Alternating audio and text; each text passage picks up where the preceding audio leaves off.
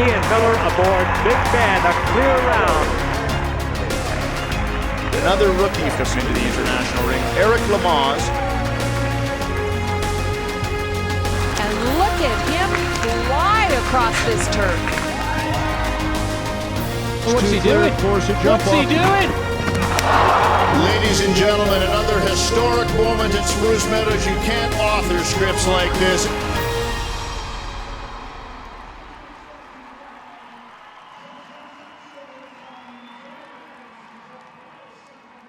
Hello and welcome to the grandeur of the International Ring at Spruce Meadows. Normally we'd be launching our 45th anniversary season of the Spruce Meadows National, but of course, with events around the world over the last few months, that is not possible. What is possible is for us to get together through modern technology and celebrate the last 45 years and bring a little bit of Spruce Meadows into your homes over the next 2 days. This place was founded in 1975 by Ron and Marg Southern, an unlikely facility in an unlikely place. And over the last 45 years, it has moved onto the national and global stage as a truly iconic venue for international sport, and particularly the equestrian sport. The International Ring has become center stage, and some of the very best in the world, the best the sport has ever seen, have come through the clock tower and the clock tower that predated this one to make their mark on the sport of international show jumping. The Spruce Meadows National historically has been the launch of the Spruce Meadows season of international sport. Not dissimilar to what the Masters is in golf, launching the major season in the PGA. And we look forward to digging into the archives, and what a vast archives we have here at Spruce Meadows, to bringing you some of the highlights of not only the international sport that's occurred over here in the last 4.5 decades, but also some of the other things that make the National so very special as one of the major Spruce Meadows international tournaments.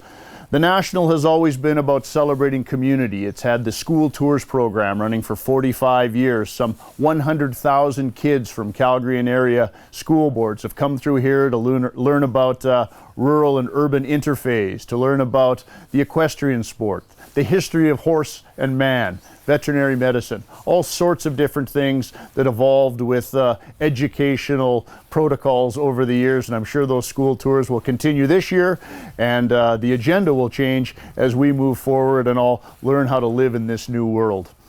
It's also been very much about community, not only with the children here, but our celebration of first responders. And at no time in our history can we celebrate first responders more than as we've had through this global pandemic.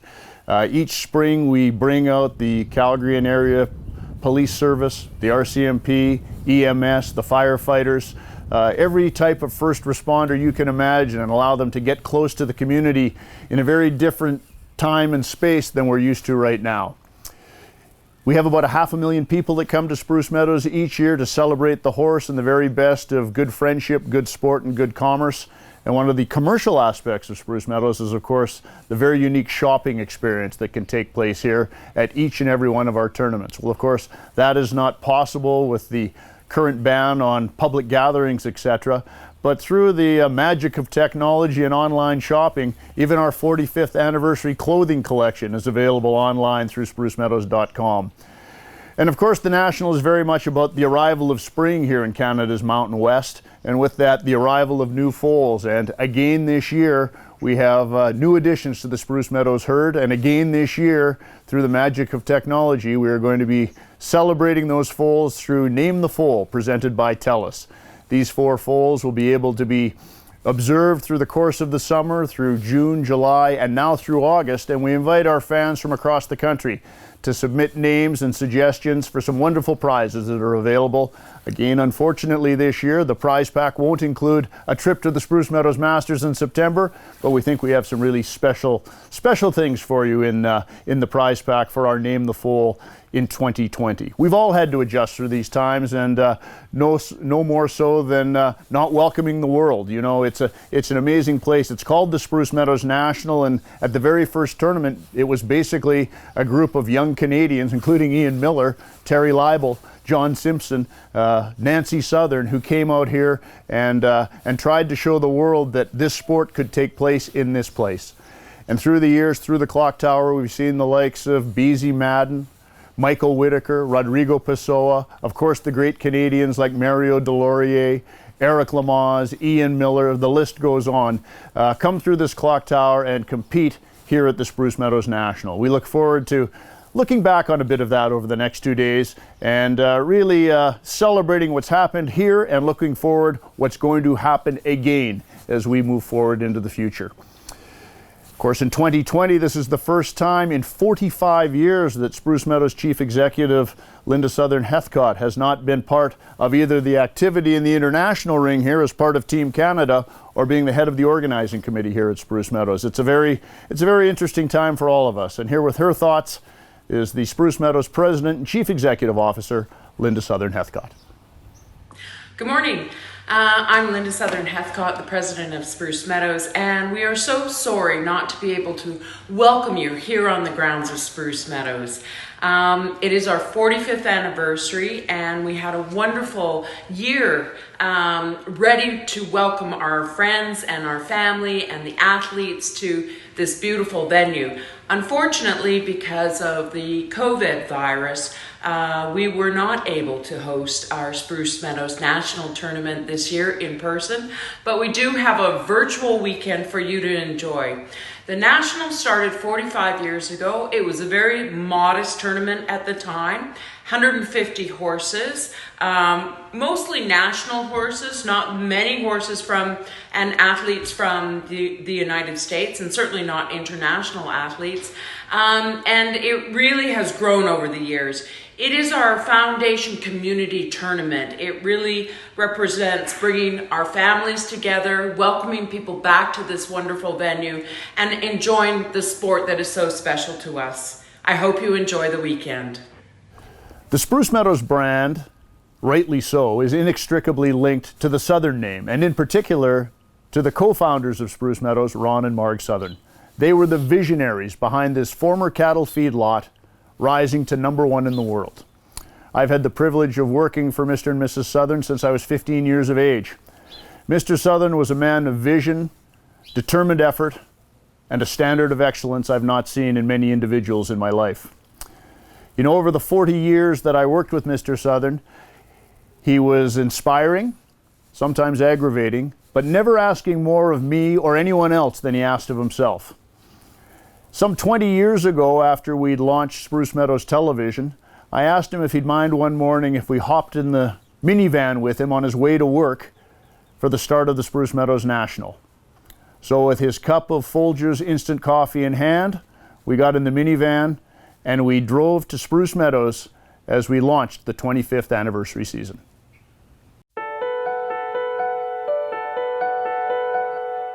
An unknown Spruce Meadows tradition. Ron Southern driving to Spruce Meadows on a tournament morning. Well, what runs through your mind when you make this drive each year and you get ready to meet with your team in the morning?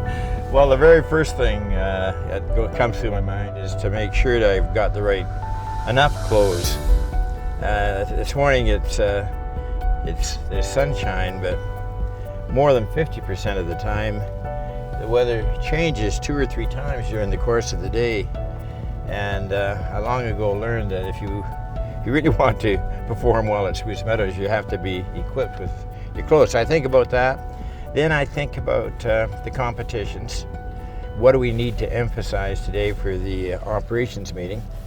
Whether we're live on television or whether we're tape delayed, whether we really do have our signage in the right locations. Has the course designer made the competitions tough enough, which I'm adamant on, that I want the athletes to truly be tested every time they go in the international ring at Spruce Meadows.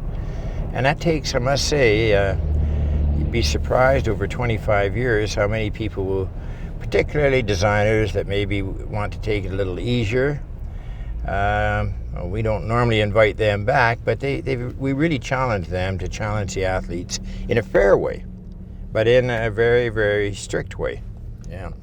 So I think about those things, and then such things as, was there any let up in our pooper scooper patrol, or the maintenance, or all the things that make up a venue go through my mind, kind of.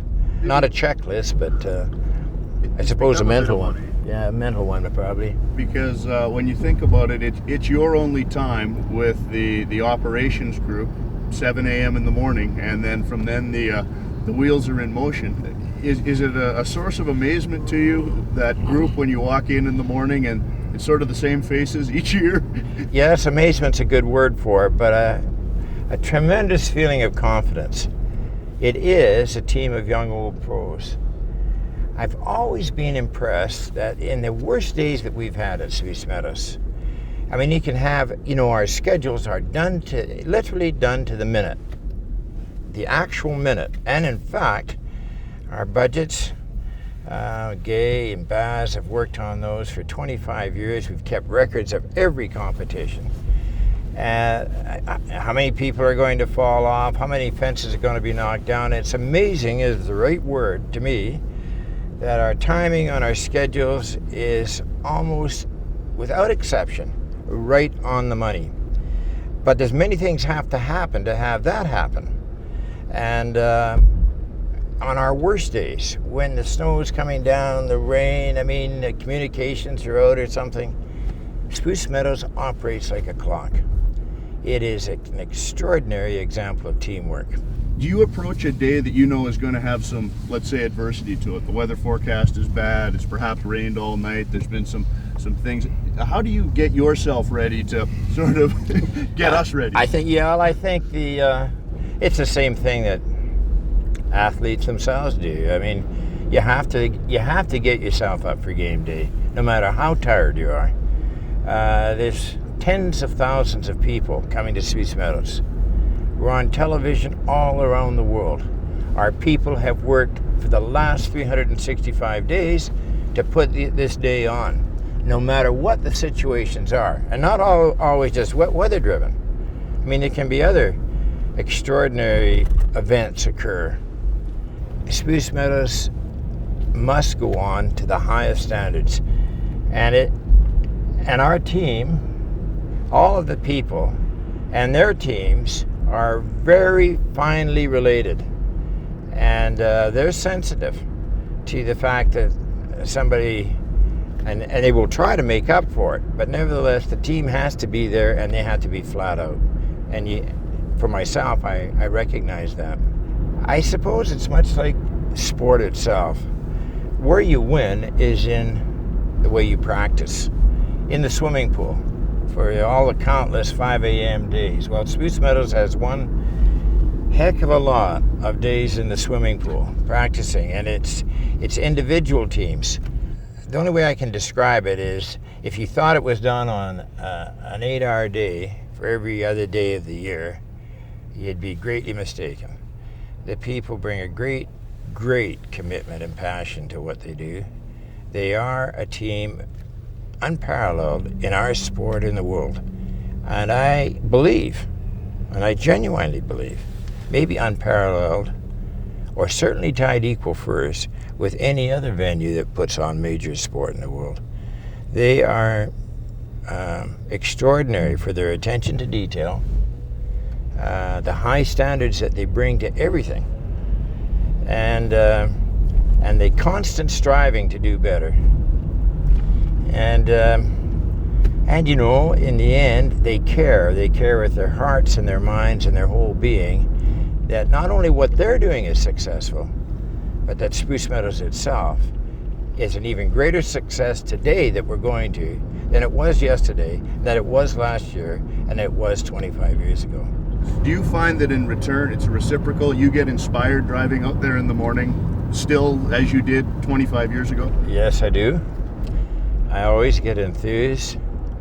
I feel a sense of game time myself. It's just a wonderful thing at my age to still be able to feel. I'm buoyed in that by the youth of many of the other members on the team, but nevertheless, I still feel it, and I feel it very deeply, that we really want to be absolutely as good as we can today. And it's I think the best parallel to compare it with is, though, for people who have been in a sport, it is a game day. It is for the athletes that are going to perform, the riders and the horses. But it is for the people of Spruce Meadows too. and many of them are Super Bowl days. We are not interested in how much you paid for your horse. We are not interested in what you do for a living. The venue has appealed to people from all walks of life, from all countries, of all ages. And our people at Spruce Meadows understand that to be the heartbeat of why it's successful. And I know it's why it's successful. Is Spruce Meadows your favorite place to be? It is. I mean, I absolutely enjoy going to Spruce Meadows. Often when there isn't I don't get there so often. I get there on weekends if I'm in town, sometimes after work at night, and I do get there for every day of the tournaments. But sometimes when I may be driving out, and there's maybe on a Sunday morning, I often stop at the entrance to Spruce Meadows and just sit and look at it in all that it's become. And I am in awe of it. I mean, it is a great, great tribute to the people that make it up. It's so beautiful. It's so tranquil. It's so green and clean. It is all the things of sport and commerce and friendship that we've talked about. And for me, it's Camelot.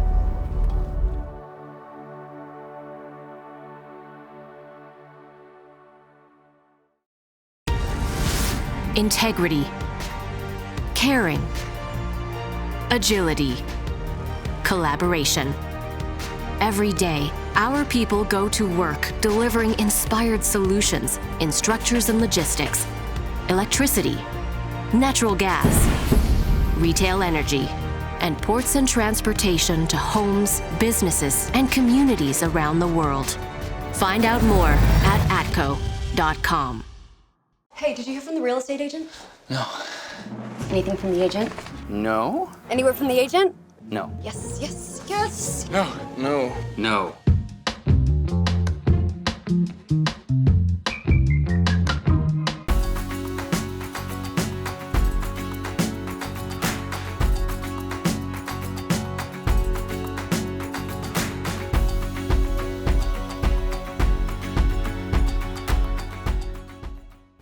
When the Southerns first envisioned Spruce Meadows, they recognized it could not be sustainable or successful without corporate partners. And the story of sponsorship here at Spruce Meadows is really without peer in Canadian sport. Some of the sponsors have been with the venue for its entire 45-year history. The likes of Canadian Pacific, BMO Financial Group, Cana, Chrysler, RBC Financial, and of course ATCO. At the national tournament, for decades, the ATCO Structures Double Slalom was a fan favorite and a sporting highlight here in the international ring. The name of champions on the trophy includes the likes of Mario Delorier, Ian Miller, Beezy Madden, Rodrigo Pessoa, but it also features many surprises because this event was the only seeded event on the Spruce Meadows schedule, where up-and-coming athletes could go head-to-head in the international ring against some of the legends of the sport. Let's dial back to 2010, a decade ago, when newcomers in the sport, Reed Kessler, Carl Cook, and Ben Aslan were all coming through the clock tower to compete in the ATCO Structures Double Slalom. Race day at Spruce Meadows happens once a year. Young horses, young riders, keen on making their mark on show jumping's greatest stage. 32 start the day, anything can happen. In the end, through 5 rounds, one will reign supreme in the ATCO Structures and Logistics Double Slalom.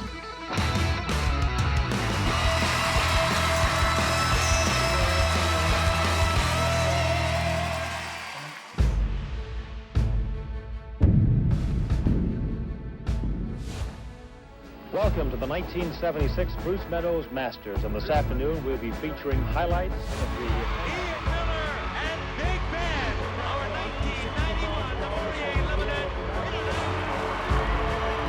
Are you ready? I hope so, Ian. This is going to be really exciting.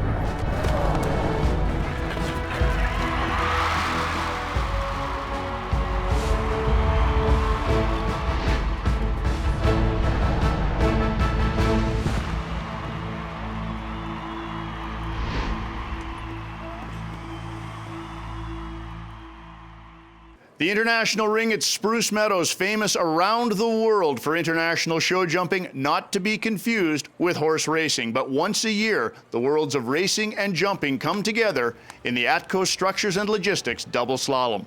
Hello and welcome to Spruce Meadows. I'm Ian Allison, joined as always by my sidekick, John Gartner, for our day at the races. What a day, Ian. I mean, you couldn't ask for anything better. The conditions are absolutely perfect. The sun is shining, not a cloud in the sky. The stands will be packed, and the riding surface is impeccable. And we have a unique event. Run us through it.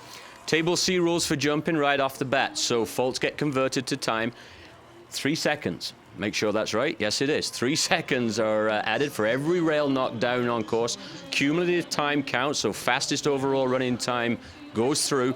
5 rounds the winner is going to have to do. That is hard. They're short rounds, but it can be a long afternoon, and with that can come some impacts on horse and rider.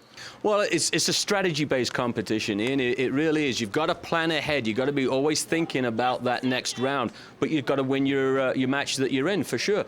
But with a young rider, understanding what is going to happen with your horse as you go through the rides is very difficult. Horses can anticipate, which makes life difficult, or they can learn the course, which can make it easier. Speed, quickness, endurance. What exactly are the strategies for success?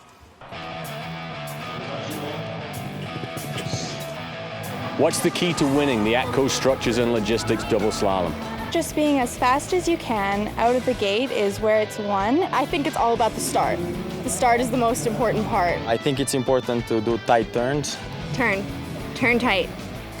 Going really fast. I think it's to sort of just accept that it's going to be wild. You guys stay cool in the brain and not go crazy because everybody just gets too excited. Which lane do you prefer, left or right? I prefer the left lane. Over there on the left side. The right one. The left right. I prefer right lane. I'm in the left lane in the first round. Oh, the left, for sure. Doesn't matter. Whichever. They're the same. Just turning left and right, you got to turn both ways on both sides, you know? What's more important, a fast start or a fast finish? Fast start.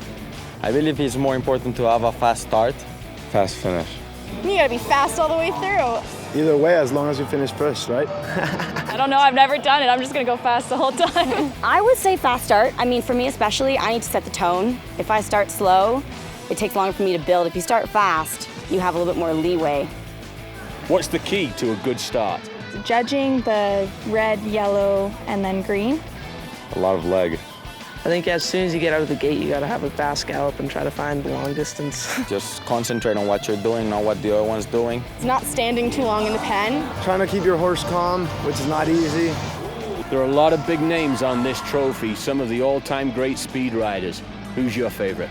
Beezy. I think Rodrigo. I'd have to say Beezy Madden would be my favorite speed rider. Beezy Madden was the favorite for me a couple years ago. Eric Lamaze. Joe Graham is there, Ian Miller, Eric Lamaze, BC Madden, Rodrigo Pessoa. You know, you got all the great names there, so there's no one in particular that I think it's better than the others. Some interesting insights, John. You've ridden in this event. Keys to success for you? For me, it was always the start, Ian. You've got to get a good start, and if you're behind, especially if you're behind a horse's length, getting to that first fence, very, very difficult to make it up. As you look at this trophy, some of the great names in the sport have won this event. Pessoa, Delorier, Bernie Trarig, Ian Miller, Beezy Madden. Who do you like to win today? You know, I'm going to go with West Coast rider Carl Cook. He's a veteran on the Young Riders Tour. He's making that step up now as an adult rider. He has no problems under pressure, and he's very, very quick. I'll swing it over to the East Coast. Reed Kessler of the United States. She's been very, very hot, on a roll throughout the Spruce Meadows season. I think it's hers to lose. We'll be back with the ATCO Structures and Logistics Double Slalom when we return.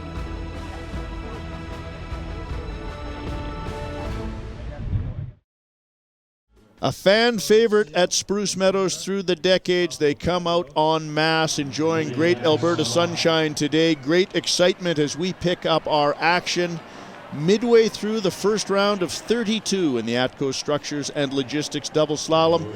This is a Canada-US showdown. John, take us through some of the strategies going through the riders' minds right now. We've heard their thoughts in pregame. Now they have to put it into action as they're getting their starters' instructions. Well, it's very important to stay calm for one thing, and you know, I always like to try and hit the gate going forward. And if you can, you see the horse on the left of the screen there, that's Watch Out HH. He's really struggled with the start, and she is finished, basically. That is tough sledding in the international ring for your debut on the black course. Many like the black course or the west course on course. As we look at our walk in the park, if you will. Well, Nicole Lakin there's got very lucky with that start, in so much as her competitor was having none of it. Look, you must finish. You got to remember that, Ian. You've got to get from start to finish each time. Never mind what your competitor's doing. So very important. She kept it cool. Well, and did not have to open up the horse, which means you can keep the horse a little bit more relaxed and not get that sort of frenzied mindset that can come with these horses should they be going through 2, 3, 4, or 5 rounds of competition. Well, so an interesting start there right off the bat, but I think that just underlines how important the start is. And you must keep your horse calm and be ready. As soon as that light turns green, you want to be going. Well, Nicole Lakin with a long stroll out of the international ring advances to the next round for the United States. As always, an enthusiastic fan base on hand at Spruce Meadows, celebrating not only today's competition, but one of the traditions of the national tournament. Show your colors, Spruce Meadows style, on the east side of the stadium as we get ready for the next pairing in the ATCO Structures and Logistics Double Slalom. Ben Aslan. On the black course, there's a look at the young Canadian who will be up against Isabel Roth.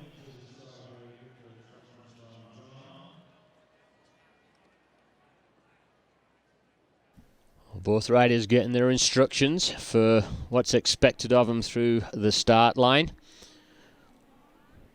They only get this instruction the very first time. Assuming you move on to the next round, you come in, the bell goes, and you are expected to be ready. And again, very important you understand the start. 2 full starts and you're disqualified. So very important to understand what's going on. Starter bringing them round together.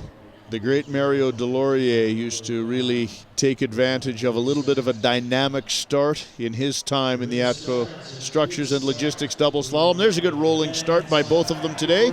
Seems to have got the green light from the starter, so we're in good form. Aslan with a slight lead on the black course. We talk about Mario, and I always like to stay on his shoulder if I was drawn against him, because then I knew I wasn't going to get blown for the false. This is a very tight race. They're neck and neck as they make the turn down the last line. Roth has a slight advantage right now. Pulls a rail, so Aslan has to get over the final fence, which he does clearly. Advancing to the next round, Canada's Ben Aslan. Time of 33 seconds and change, and I'm sure we will see those times come down as we advance through competition.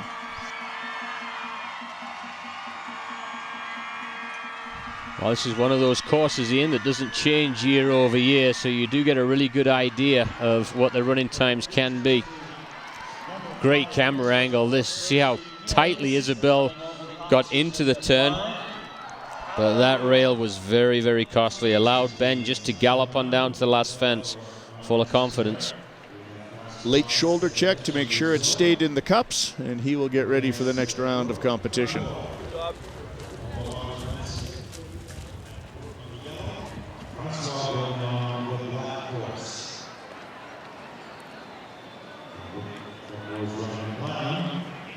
Back to the starter's house we go for Francois Estevez and Brook Cudmore. Here's a look at Brook Cudmore, whose mother competes internationally, Karen Cudmore. Brook carrying on the next generation for the Cudmore clan here in the international ring. She has chosen or drawn the yellow course. As they get their instructions, now they'll circle around. A lot of pressure on these young riders. Keep you cool at a very important moment. Well, Estevez making sure E.T. gets a good look at that first signature fence. There's the start. Problems out of the gate for the black course. Let's see if Cudmore takes advantage here.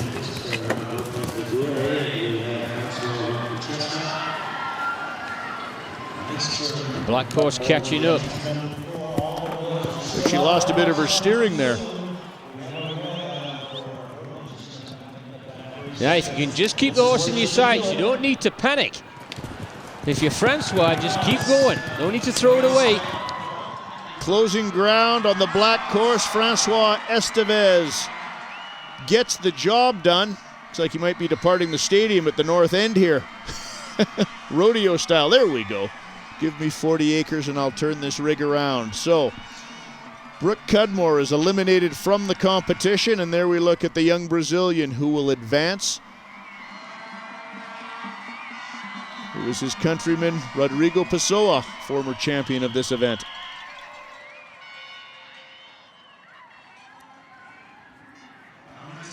Well, there you go. Francois didn't have such a great start, but that rail that Brook had proved to be costly.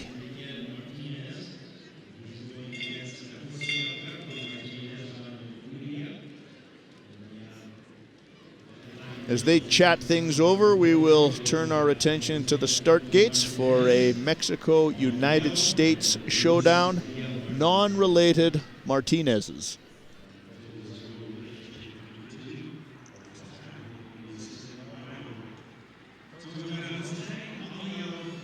We have yet to see a sub-30-second round here. They are getting their instructions from the starter. It's sudden death knockout. You lose, you go home. 32 horse rider combinations start the day. Through 5 rounds of competition, we see who will reign supreme today. Not unusual that, though, Ian, to not see sub-30s in the early going. The round times do pick up. I think that just comes with everybody getting more comfortable, get those starts in. Excellent start, both sides. Jose on the yellow. It looks like Luis has a slight lead on the black course, but making a good turn. Oh, very quick turn there on the yellow course for Jose Alberto. Both these horses are turning very well right now as they head down the straightaway. We'll see the stride on the black course, see if we can close some ground here. It's happening. Well, I think he's got him in. Oh, it looks like at the wire. Luis closed the ground in 33 seconds to take the lead. All the rails in the cups. They're checking the scoreboard right now, but it looks to me like it was Luis Miguel Martinez of the United States aboard GNC Lepanto who took it at the wire. Well, very interesting race there. The yellow course had it won going down that last line, but you wonder if Jose Alberto there thought he'd got so much time, he wasn't really chasing down that last line, and Luis really did catch him up there. He never gave up.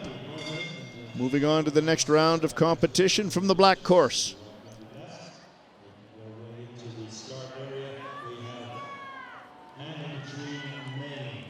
Our next pairing just beginning to position themselves in the start area. Beta Wachter, and there's a look at Anne-Catherine Mine aboard the gray Hanoverian Gruyere SM. Anne-Catherine is in tough. Beta Wachter is a very quick rider. This is a very quick horse, Voila Star. The one thing with it, though, it can get a little bit erratic as it gets wound up, and I think as Beta goes through the rounds, he's one that's going to find it maybe a bit difficult as the competition goes on, but early on this horse is going to be very quick. A good start for both of them, an efficient start for Anne-Catherine. Not such an experienced horse, Gruyere SM. Got a lot of quality. At a rail.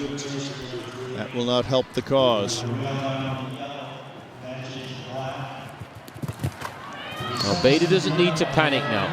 He just needs to just canter down here, allow his mare to jump the fences, and he's got this race won. You can see the 3 seconds in penalties already have been added to Anne-Catherine Mine's score. Beta finishes up. As you said, he didn't have to blow his brains out coming down the home stretch. He kept that big horse under control.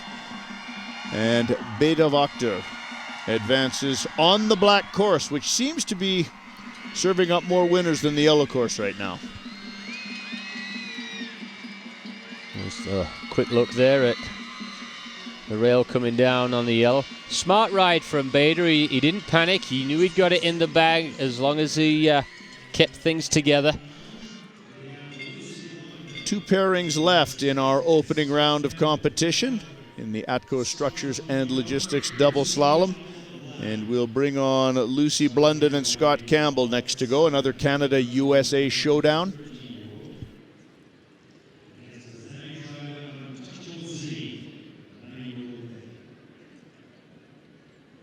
Lucy in the black course. There's a look at Scott. He's got his game face on. The black course has been prevalent in the early going of today's competition. We'll see if it continues to do so or be so.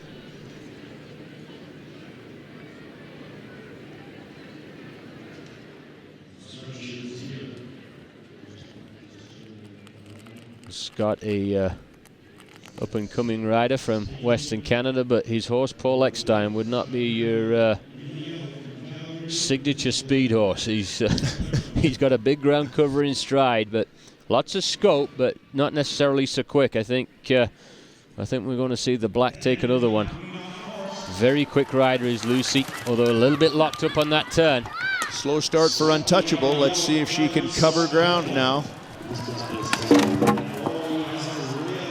Whoa, Lucy almost come off. Look at that turn. Great recovery. Oh, she's lost the stirrup. Now we'll test her horsemanship down the home stretch here. She has some time cushion to work with. Well, Scott has had 2 rails down. It's going to be almost impossible to stay there. Well, Lucy has a rail as well, but she kept Scott in her sight, so she's going to go through. She now has her sights set on the round of 16 with Untouchable Z, or as she would say at home, Untouchable Z, as the United States advances off the black course. That early rail from fence number 2 was costly.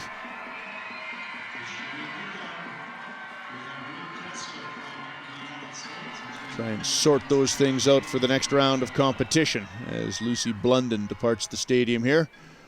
And Untouchable looks to be ready to go for the next round right away, and that can become both advantageous and problematic depending on how the horses channel that energy moving through the rounds with 1 pairing left to go. This will be an interesting one.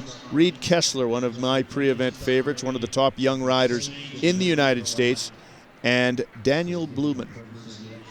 Quietly confident. Well, not so quietly, just confident. He's a confident kid.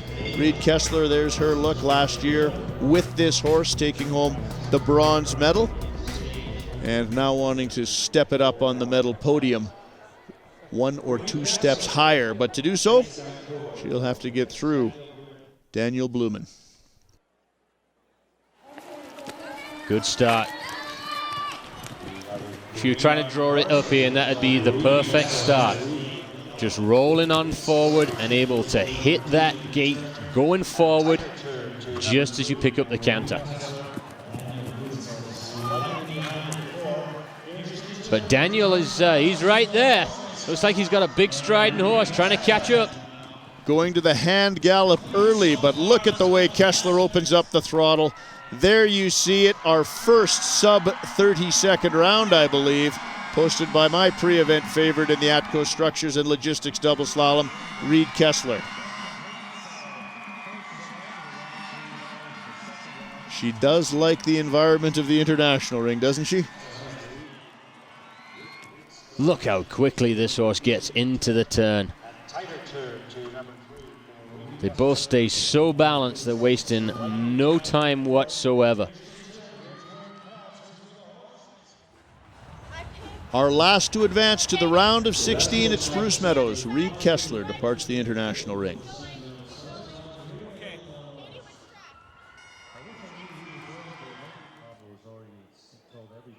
The fans at Spruce Meadows getting ready for the second round of the ATCO Structures and Logistics Double Slalom as we look at the order of go for the 16 that remain in the hunt for the trophy that's off the top of the program we were looking at, and it really is incredible. The names, as younger riders for the most part, that have laid claim to this championship over the years and what they have gone on to. You only have to mention the likes of, well, Ian Miller's on there, Rodrigo Pessoa, the Olympic champion, BZ Madden, two-time Olympic gold medalist. Jumped this event with Authentic, by the way. So it's not without a significant history in the sport as we get ready for the opening round of our round of 16. Our opening pairing now on course, John Perez of Colombia against Chelsea Maas of the United States.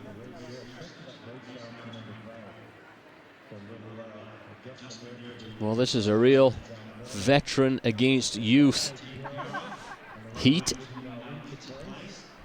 John Perez, an extremely experienced rider out of Colombia, riding predominantly in the USA. Great start by the veteran Colombian.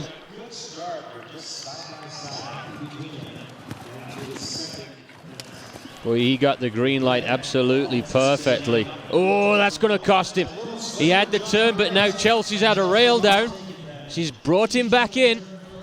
They're doing everything they can to give it away right now. Let's see if Perez can open up the gallop here and catch Chelsea. No, he cannot as he pulls a rail. And it looks as though our young American's going to advance to the next round of competition. The yellow course serves up a winner in the first of the round of 16.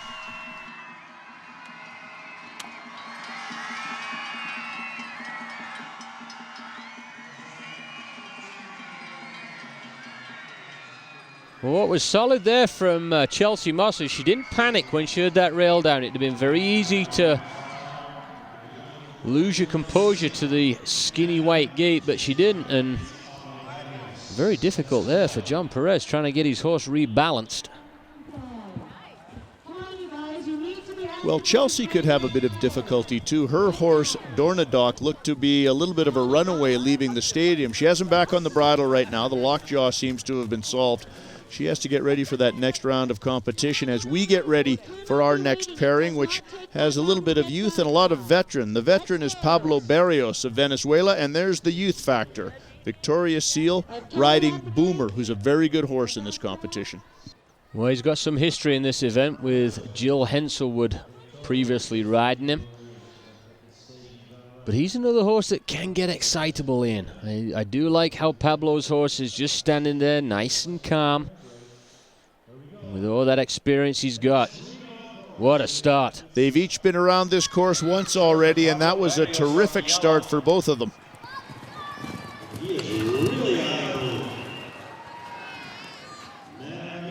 Barrios does not want to give this one up to the youthful Canadian.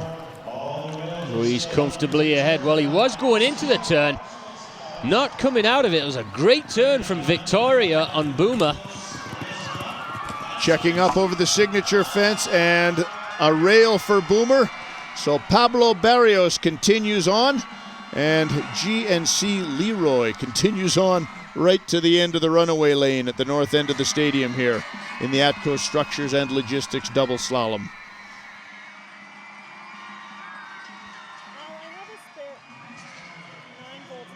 Well, Victoria Seal really didn't have much option there.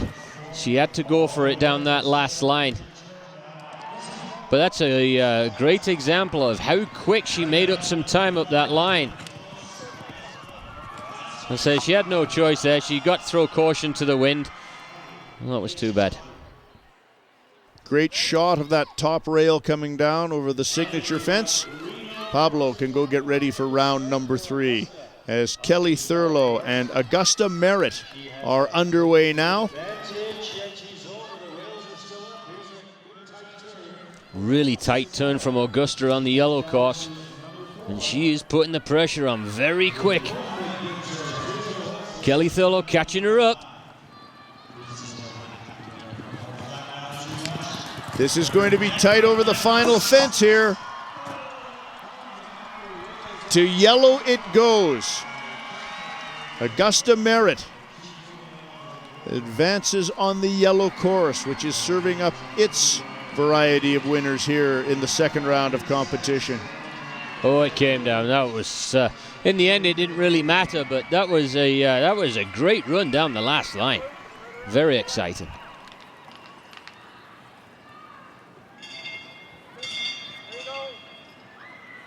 The action is furious in the international ring right now, and this should be a great showdown between Angel Caroli and Carl Cook. Venezuela against the United States.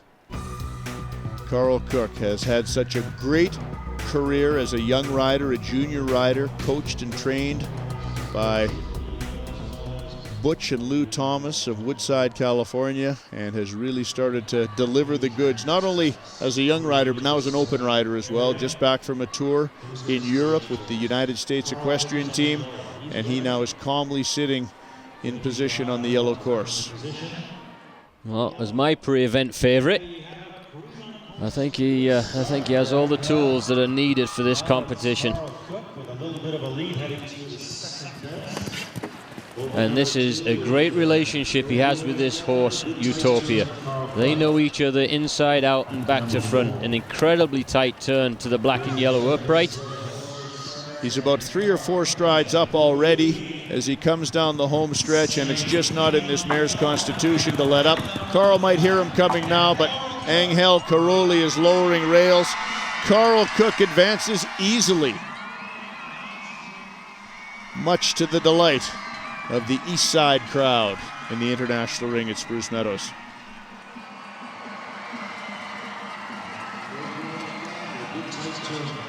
Very, very good turn. Was able to hit the Riviera gate nice and straight. Wasted no time into the turns.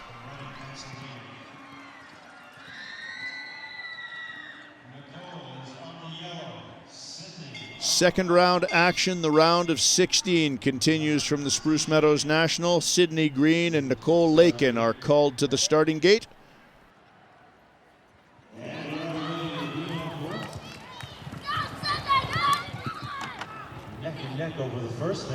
Well, the black line looked like they had the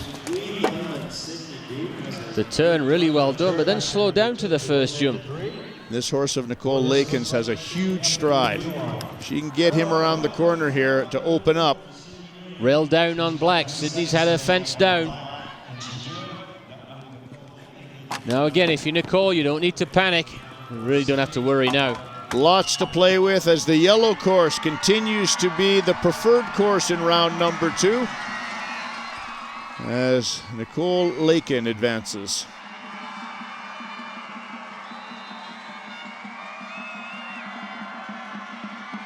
Well, he took a bit of a flyer at the Riviera gate there, and that is a tough jump to negotiate, especially on the turn. You do not want to be heading down the home stretch with 3 seconds in penalties with a horse that has the kind of stride as that which Nicole Lakin is riding. Look at Ben Aslan now on the black course, and he's against Francois Estevez aboard ET14. This will be a real showdown. Very efficient turn from Ben Aslan, really smooth. But we've seen with Francois Estevez, he does not give up.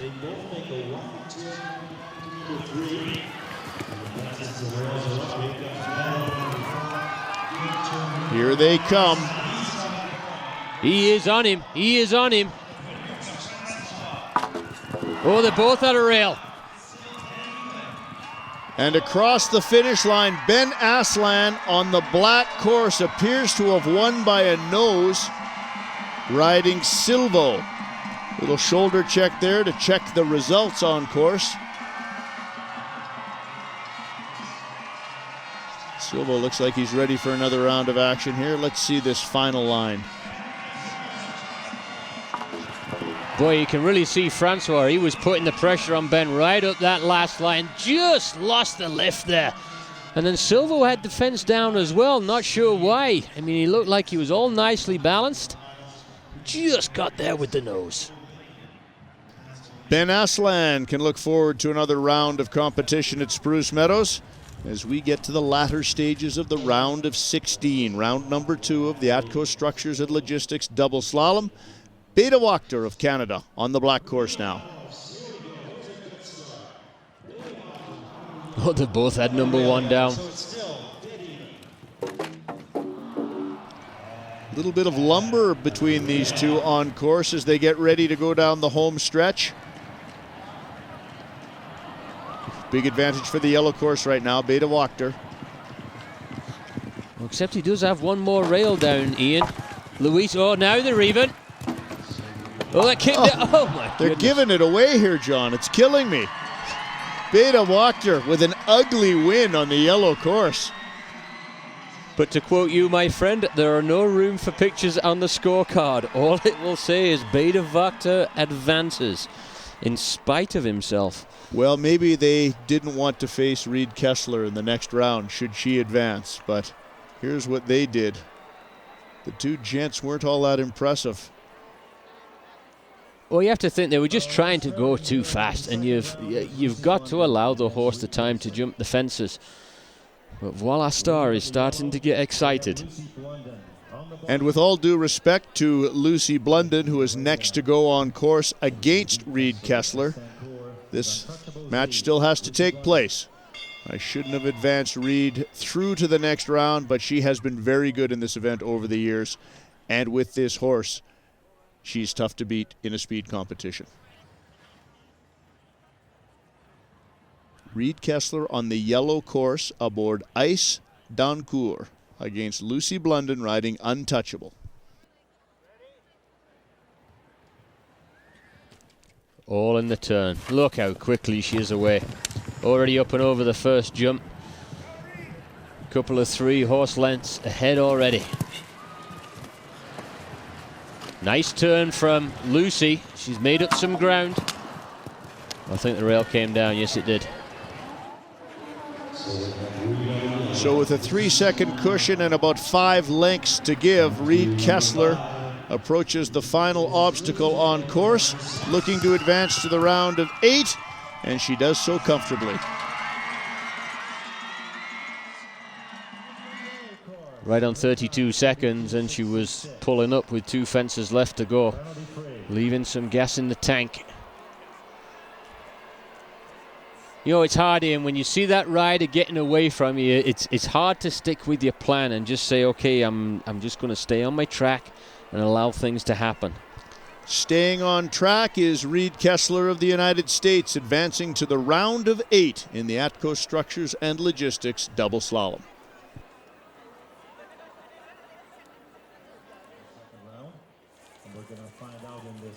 Some 30,000 fans at Spruce Meadows enjoying great excitement as we are on to the round of 8 at Spruce Meadows, and here are the matchups that we will see through these groupings.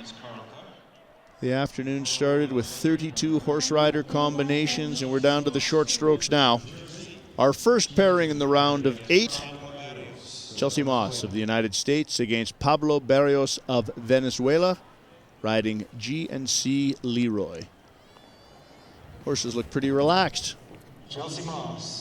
Yeah, they really do, and I think that's that's a good thing if you're a rider. You know, the horses are back in, coming in now for their 3rd round. And if they're not getting too excited at this point, you've got a real good chance.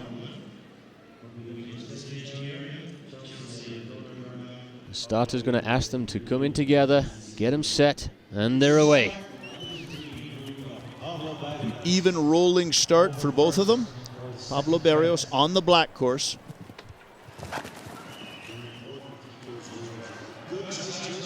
Oh, great turn from Chelsea Maas. And she hit that absolutely on the fly, Ian. She was a couple of lengths back, and she comes out of the turn a couple of lengths up. Barrios pulls a rail, so it looks as though, yes, Chelsea Maas is going to advance and do so comfortably. And that was a very special turn. That was the real teamwork element of this sport. They clicked when they needed to.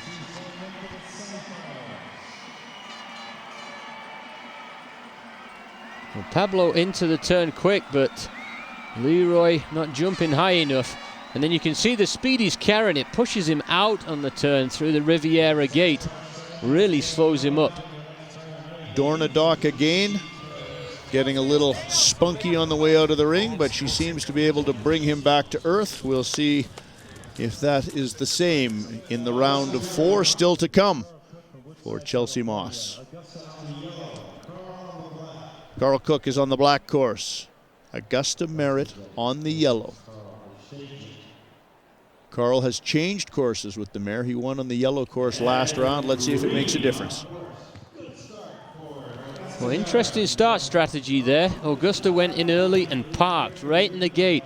Really forced Carl to come and have to stand side by side. Very difficult to get that rolling start. Oh, rail down.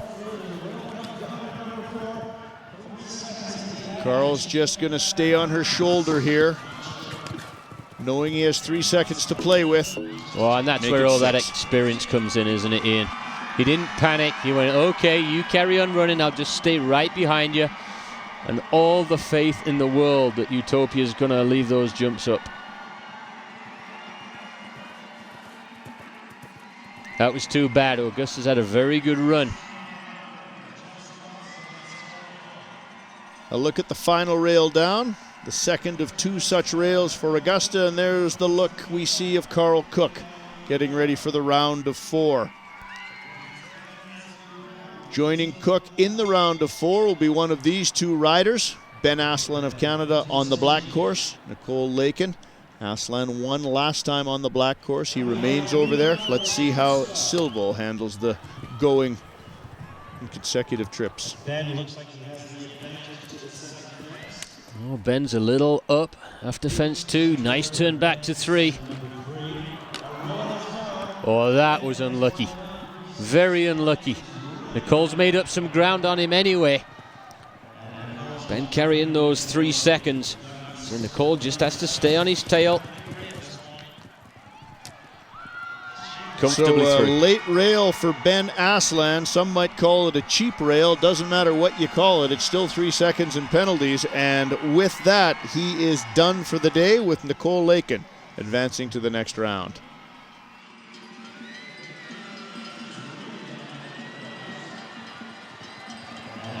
I love this head-on shot. You really get to see the, the distance between the horses as they're coming down that last line. But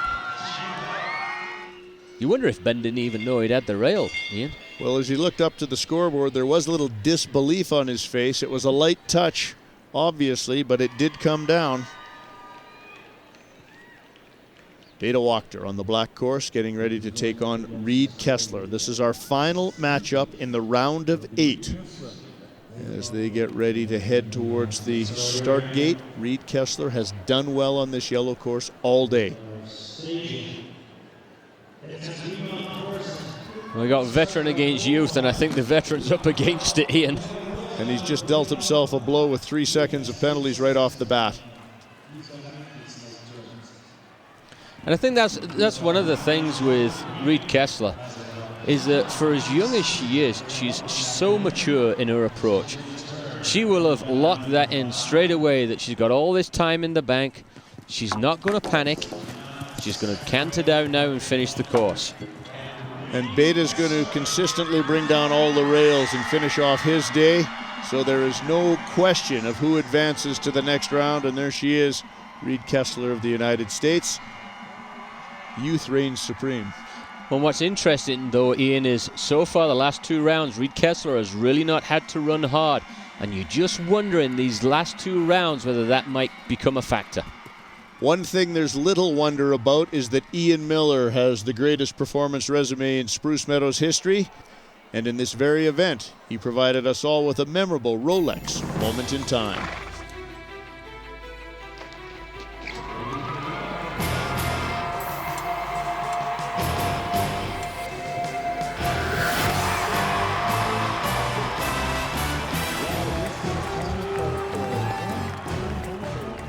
The spring of 2000 at the Spruce Meadows National served up one of the most memorable showdowns in the event's history. Ian Miller in the black course, Richard Spooner of the United States in the yellow course. in the final of the ATCO Structures and Logistics Double Slalom. After an impressive start by both, they pull an early rail. Ian Miller aboard roulette keeps his cool. Richard Spooner gets pressed. And the KG veteran Miller starts his game of cat and mouse. As the event unfolds, the strategy pays off. And Ian Miller, the all-time money leader in Spruce Meadows history, adds to his resume in the ATCO Structures and Logistics Double Slalom.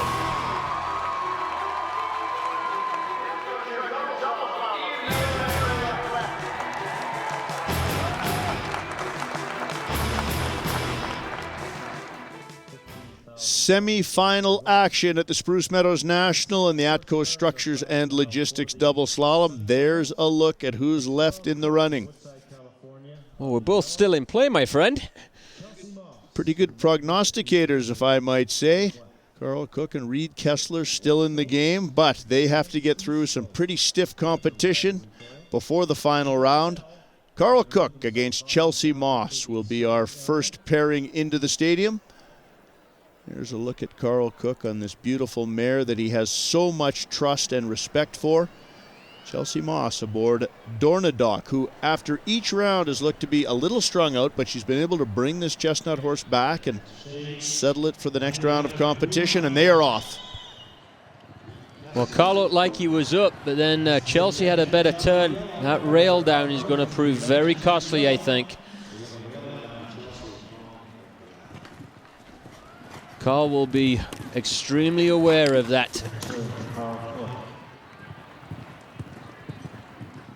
Chelsea will be chasing down this final line, seeing if she can force an error. But errors don't happen often for Carl on this horse. And he advances to the final. And you can see he can smell perhaps his first international ring victory at Spruce Meadows. Carl Cook advancing on the yellow course. Again, so efficient through that turn. That really sets up very well for him.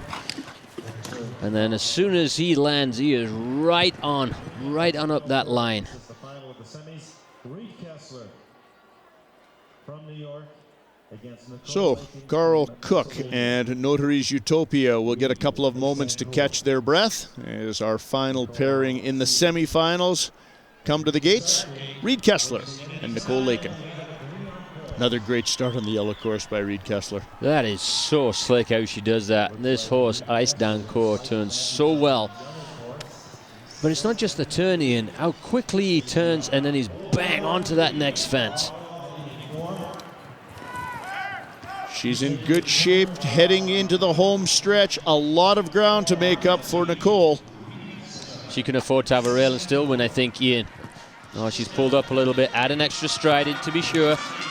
A convincing win in the semifinals for Reed Kessler as she gets ready for a showdown now with Carl Cook. America's show jumping future being previewed, I think, here in the international ring at Spruce Meadows. Here's a look at her win. He is like a cat, this old horse, Ice Dancourt.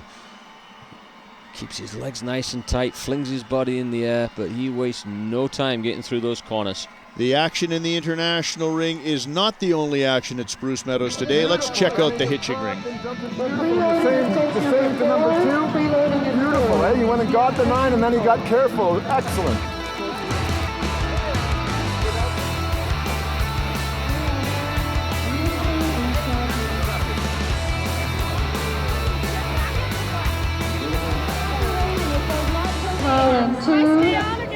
Beautiful turn, the 5, you were able to wait even though you got a little look.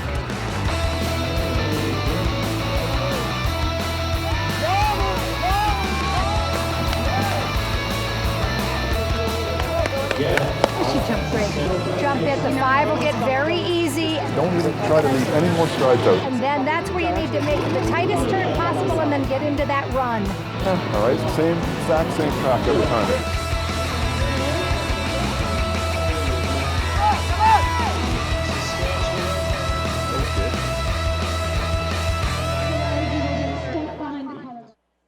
It's like the pits at a NASCAR race. Boy, oh boy, lots of action back in the international warm-up area as these coaches and trainers, some of them the very best the sport has ever known, champions, Olympians, great international riders, trying to calm the nerves of these young riders. And we have two of the best young names in the sport now who have ended up in the final pairing of the ATCO Structures and Logistics Double Slalom, quietly bringing their mounts into the stadium for one last time. Reed Kessler, change of course for her. Well, you know what I think, Ian? I think Carl Cook won the toss. He's been on both lines, but he does know that Reed has not done the black course yet. So a little gamesmanship going on. Both have delivered the Cavaliers' salute to the center of the ring and now will prepare for their final trip to the starting blocks. Interesting here, though. Notary's Utopia has got a little bit of sweat on the neck. Ice Danko looks very cool and calm. But they are both into it. Great turn from Carl Cook. And he has put the pressure right on.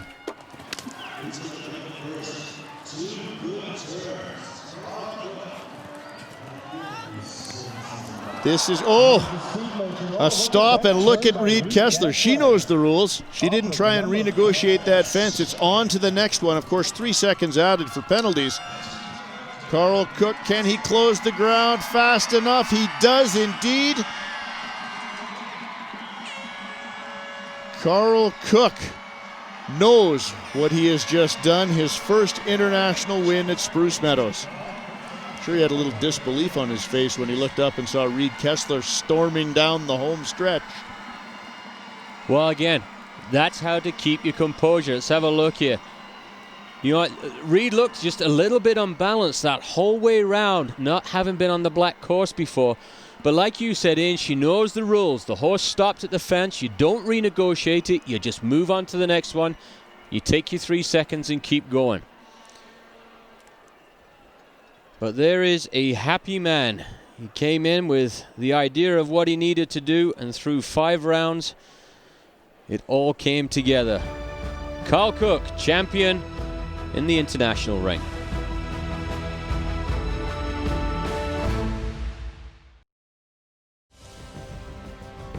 The final leaderboard on a sun-drenched Alberta day at Spruce Meadows. The ATCO Structures and Logistics Double Slalom, dominated by the red, white, and blue of the USA. The one consistent on Double Slalom Day is you never know what's going to come. The start is so important, but the rails can come everywhere. Young riders entering the international ring for their first time, and some veterans. In the end, it would come down to 2 young veterans, Carl Cook and Reed Kessler from the United States, young riders on veteran horses. The quick-thinking Reed Kessler would put the pressure on, but Carl Cook would not be denied. And here is the champion with Ian Allison. Ladies and gentlemen, please join with me in congratulating the 19-year-old champion of the ATCO Structures and Logistics Double Slalom, Carl Cook of the United States. He has just arrived at Spruce Meadows from a European tour with the U.S. team, and this is quite a welcoming. Oh, it's amazing, you know. Coming off of Europe, jumped great, and then came here only class this week and won it. It's amazing. Great summer job for a 19-year-old. Now, Carl, 5 rounds of competition. How did you keep this horse focused? I just tried to control him. He's very, very hot, and so it's just making sure I don't get overstepped and trying to make him do too much. Well, the plan worked, and you've landed in the winner's circle with the President and Chief Operating Officer of ATCO Structures and Logistics, Harry Wilmot. A great afternoon at Spruce Meadows, and great to see the sunglasses on. Absolutely. I was getting a little nervous on Wednesday and Thursday, but the weather came, and we're very happy, and it was a very exciting event, and congratulations. It's amazing what these young riders do over this course to try and get their name on this trophy, but they also get to reap the reward of a pretty good summer job here at Spruce Meadows. I believe you have a champion's check to present, Harry. I do. Congratulations. Thank you. ATCO Structures and Logistics. $15,000, ladies and gentlemen, to gallop back to Northern California with Carl Cook. And I'm going to take it back and trust, Carl. We were discussing this trophy. It's been won by the likes of BZ Madden, Ian Miller, Rodrigo Pessoa, all the greats in this sport, and now you get to put your name on it. Harry, Carl, please step forward and hoist the winner's trophy here in the ATCO Structures and Logistics Double Slalom. Carl Cook of the United States, through 5 rounds of competition, reigns supreme.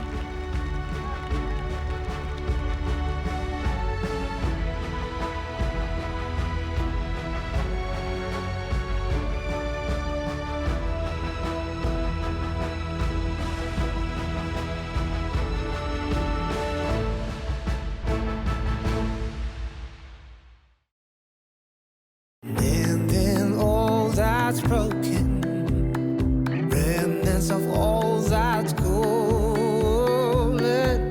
I'm holding on to that feeling.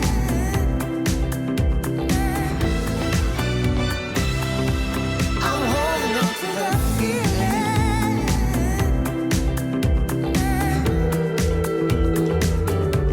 I'm holding on to that feeling. It's time to look ahead. Time to roll up our sleeves. Time to get back to the things we do best. So when you're ready, RAM can help. Right now with Employee Pricing Plus, you pay what we pay and get 0% financing for 84 months and no payments for 120 days. And you have the option to buy remotely with RAM Click and Drive. RAM, helping you get back on the road with Employee Pricing Plus and 0% financing for 84 months.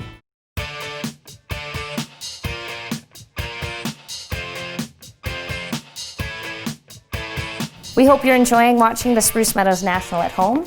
Did you know that you can also be shopping from home at the Spruce Meadows shop? We're available online, by phone for gateside pickup, and you can also make an appointment to come try on anything we have at the shop. Rima here's got on our most popular shirt with the traditional Spruce Meadows logo. We make this shirt in women's, men's, and also for the little ones in your life. The sizes range from extra small right up to 2XL. In the women's, it comes in the charcoal gray, the white with green writing, magenta pink, and also a Kelly blue. The men's comes in the Kelly blue, the white with green writing, and also the charcoal gray. And for the little one, we've got the white shirt with green writing, gray with blue writing, gray with green writing, and also gray with the pink writing. Give us a shout and grab yours today.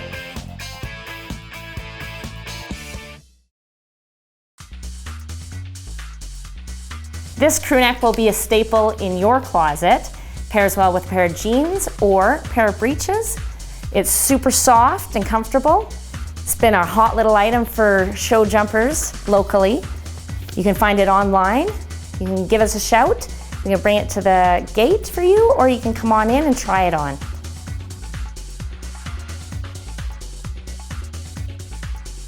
For our 45th anniversary, we've brought out some 45th anniversary edition apparel. Brian and Morgan have on our unisex navy crew necks. They come in size small up to 2XL. And behind them, we have our long sleeves. Comes in forest green writing, pink, and the sapphire blue. You can also pair this with one of our show jumping hats.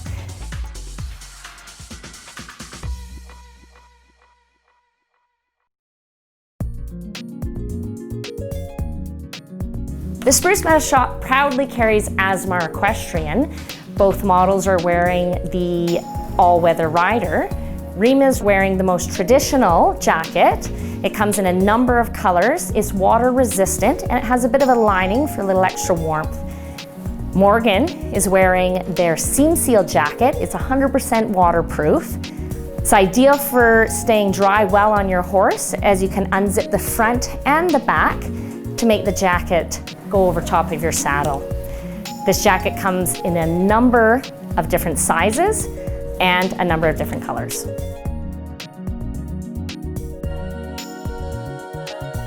Asmar Equestrian makes a sustainable logo tee, as Morgan has on here. It's made of 100% recycled polyester and has a USPF of 50. Asmar makes this in a wide range of colors that you can get year-round, and each season they come out with a new handful of colors.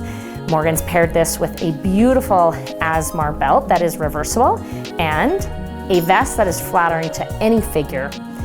She is also wearing a pair of tailored sportsman breeches, which we have just started carrying here at the shop. You'll find all of these items online, or feel free to give us a shout if you're not finding your size and we can special order it for you.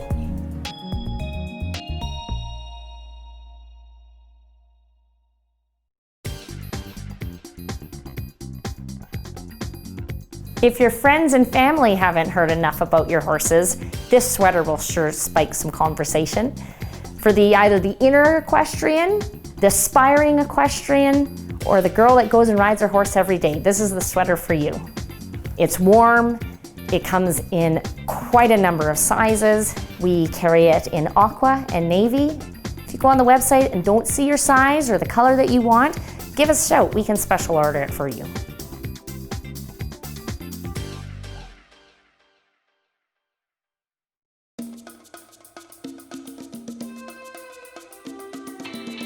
Spruce Meadows carries something for the whole family. We have kids' clothes from casual right up to the show ring. We carry Hatley, Ariette, Horseware, Claudia Anderson, and our very own Spruce Meadows merchandise. We can also fit your kid for a helmet from toddler right on up to teenager. We also have a large selection of stuffies and toys, from the horse lover to the dinosaur fanatic.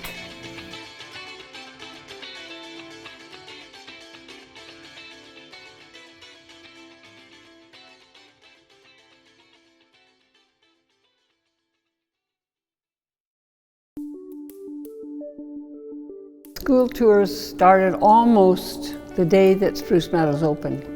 I always felt that we should get young people involved because I did teach school for a short time, and during that time I thought so many of them do not know anything about agriculture. And so I thought this would be a great way to introduce the horse, our sport, but also the relationship also towards agriculture. So they started back in, actually, I met with the Calgary School Board in 1975 and talked to them about it, and they agreed that they would try to have grade 4, 5, and 6 come, and I would have the numbers and we could coordinate through the school board. I think that if we stopped and talked to families who are coming into Spruce Meadows now, I think most of those people, I would say, if you would say to them, how did you learn about Spruce Meadows? I would think 60–70% of them would say, I came here as a child and on school tours, and so now I'm bringing my own children. And the school tours was a wonderful opportunity to introduce people to Spruce Meadows.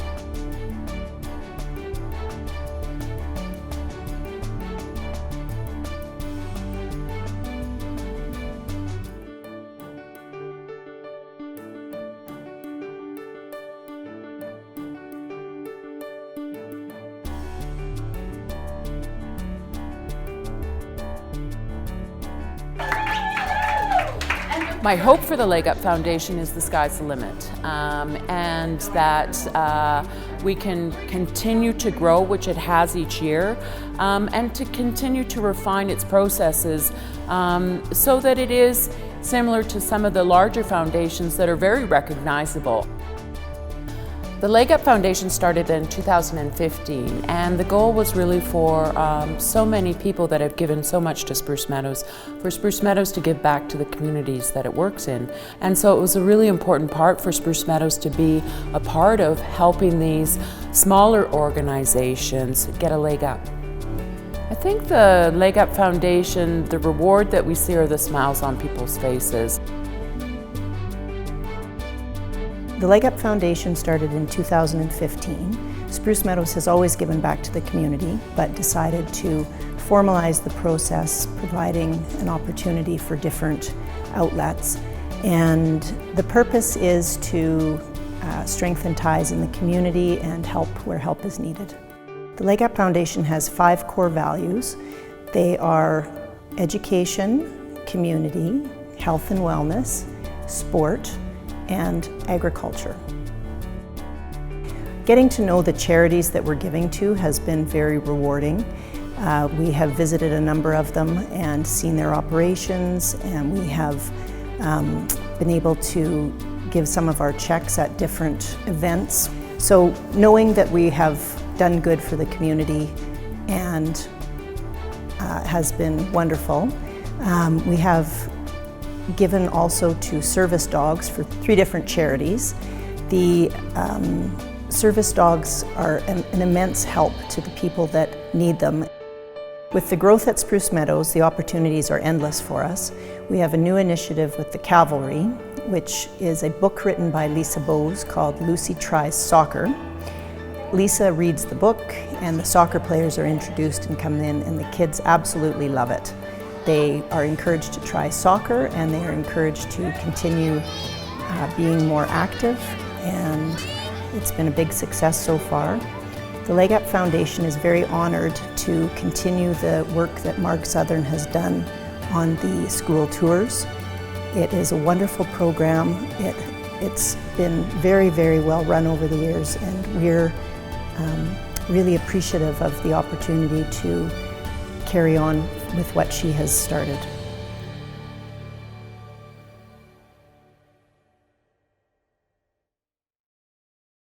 My mother is a school teacher by vocation, and so she started the school tour program. Now that's run for 45 years. And what's interesting about our school tour program is we bring children's grades 3, 4, 5, and 6 to Spruce Meadows. We teach them about the history of the horse. We teach them about stable management, the wetlands and urban-rural interface of the wetlands. We teach them about recycling. We teach them about manure and how good it is for our gardens with the composting. And so they have all these different stations. We also teach them now, it's evolved over the years, we teach them about bees and how important they are in our environment. And then we invite them to bring their parents back. We take them to, we do a little demonstration of show jumping, and then we say to them, please bring your parents back on the weekend and enjoy Spruce Meadows. So often we'll see children, their parents and their grandparents enjoying Spruce Meadows and the show jumping.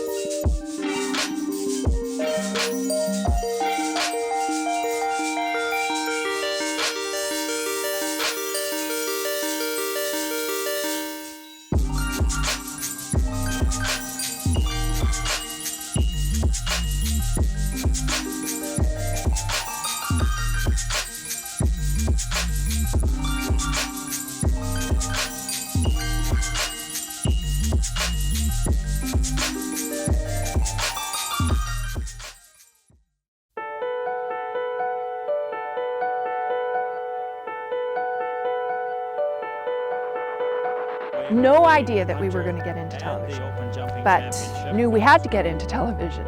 I happened to be a woman riding while CTV was covering show jumping, and I got the opportunity to start doing some color.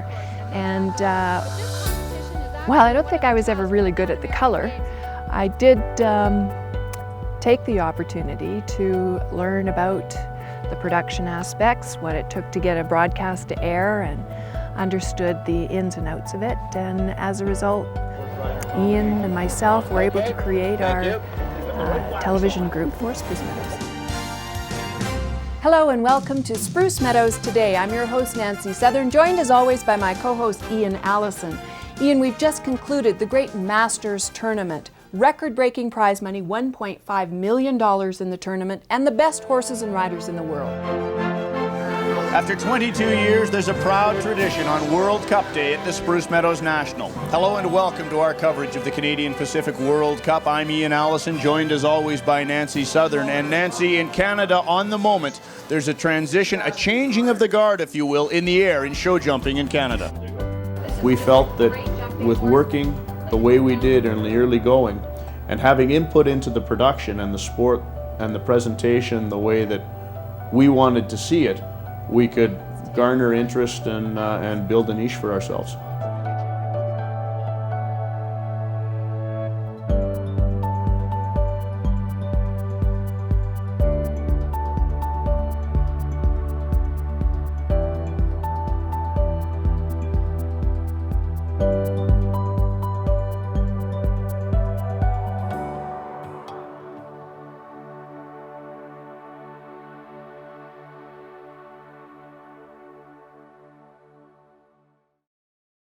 In June of 1976, the first ever telecast from the Spruce Meadows International Ring took place, 12 minutes on CTV's Wide World of Sport. Since then, Spruce Meadows Television has gone on to grander things and worked with some of the biggest broadcast corporations in the world, including CBC Sports, ABC Television, ESPN, Sky Sports, and Fox Sports International, just to name a few. This is a magical sport for television, and it's been my pleasure, along with Nancy and a host of others, to call some of the greatest moments in the sport from the International Ring here at Spruce Meadows. Now let's get back to some of that and get back to the ATCO Double Slalom. I take you back to 1993. A newcomer in town, a young kid from Quebec named Eric Lamaze, competed in the ATCO Structures Double Slalom, and he did so against an Irishman who had gained our attention over the couple of seasons prior, the late Damien Gartner.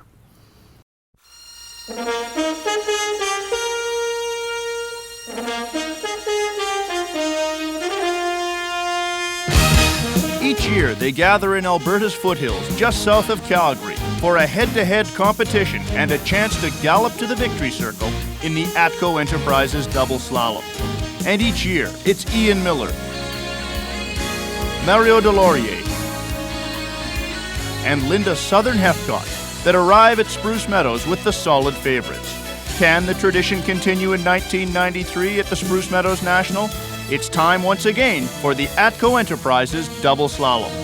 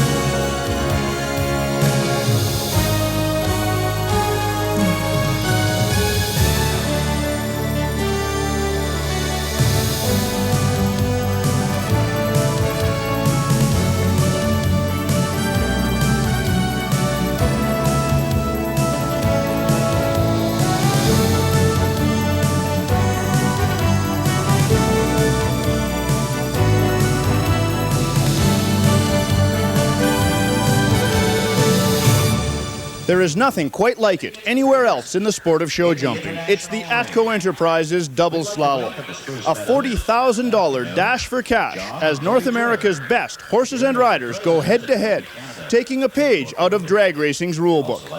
Horsepower plus a whole lot more in the ATCO Enterprises Double Slalom from Spruce Meadows. Hello and welcome to Spruce Meadows on a glorious day for show jumping here for the ATCO Enterprises Double Slalom. Coming to you today from the ATCO Enterprises Garden Party, Ian Allison along with Nancy Southern. What a day, what an event. Well, it's very fitting that we're here in the ATCO Enterprises Pavilion listening to the music, because the theme behind the national tournament is the Festival of Music. And so the thousands of fans around the grounds here at Spruce Meadows are enjoying great sounds and great food. But they're also going to enjoy a spectacular competition, the ATCO Enterprises Double Slalom. Spruce Meadows has an 18-year history of tried and true double slaloms. There have been many different courses built to challenge the athletes in this head-to-head horse race. Over the years, we've seen several variations of the stereo course, where two identical courses are set as mirrored images of each other, and each rider negotiates their own turns in an opposite fashion from the other, with only the first and the last fence side by side for the gallop home.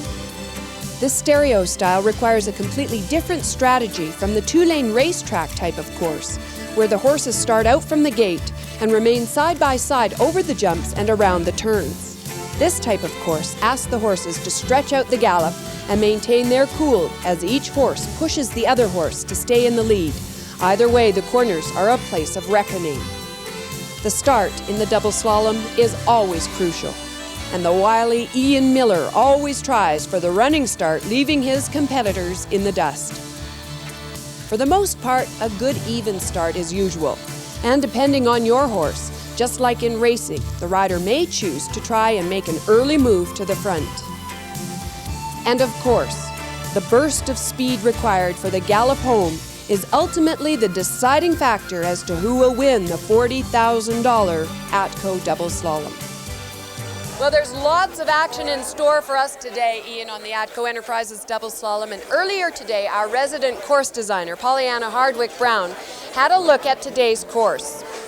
In today's ATCO Enterprises Double Slalom, course designer Linda Allen has set up a serpentine type of course.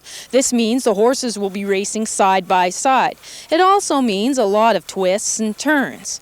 Now, usually when there's a lot of twists and turns, the riders depend on these, the corks or studs, to give them traction. But with the nice weather we've been having here at the Spruce Meadows National, I can't see these playing a major role in today's competition. Thank you, Pollyanna. Interesting to note that you don't think footing will be a factor. I believe manageability and speed, of course, will be major factors, and these are the horses that I think have the best chance of making their way to the victory circle. It's really anyone's event today, but I think the mares will dominate the ATCO Enterprises Double Slalom. Look to the speed demon Kiko with Kim Curtin to continue their dominant ways. They seem to be on form at this year's National. Also keep an eye on Fujifilm True Colors to challenge, if Jonathan Aslan can keep this mare calm through 5 rounds of competition. The New Zealand-bred Fletcher Challenge is always tough, particularly if this mare can get through the early round jitters. And finally, Ian Miller's Lonesome Dove rounds out this group of favorites that represent some outstanding jumping mares. She's been brilliant all week at this year's National, and Ian Miller loves the winner's circle. Those, of course, are the favorites as I see it in today's event, but over the years we've seen a lot of upset wins in the ATCO Double Slalom. I think the reason for that, Ian, is that we have so many junior riders competing in this event. They have no fear. They've never experienced the rough and tumble falls that some of the veterans have. I think one of the interesting combinations to watch for right off the bat will be the Irishman Damien Gartner going against the young 15-year-old South African Lynette Robinson. We'll be back with the ATCO Enterprises Double Slalom right after this.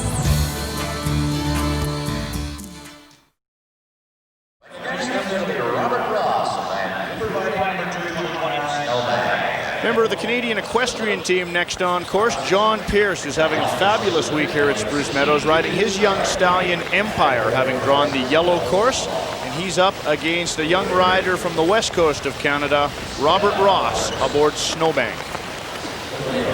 Robert's a lawyer that really enjoys, instead of hitting the golf courses, he likes to hit the saddle and come to as many competitions as he can. Doesn't enjoy a lot of time in the saddle like an experienced pro such as John Pierce, but it looks like Robert Ross has got the lead over the first fence, knocking it down.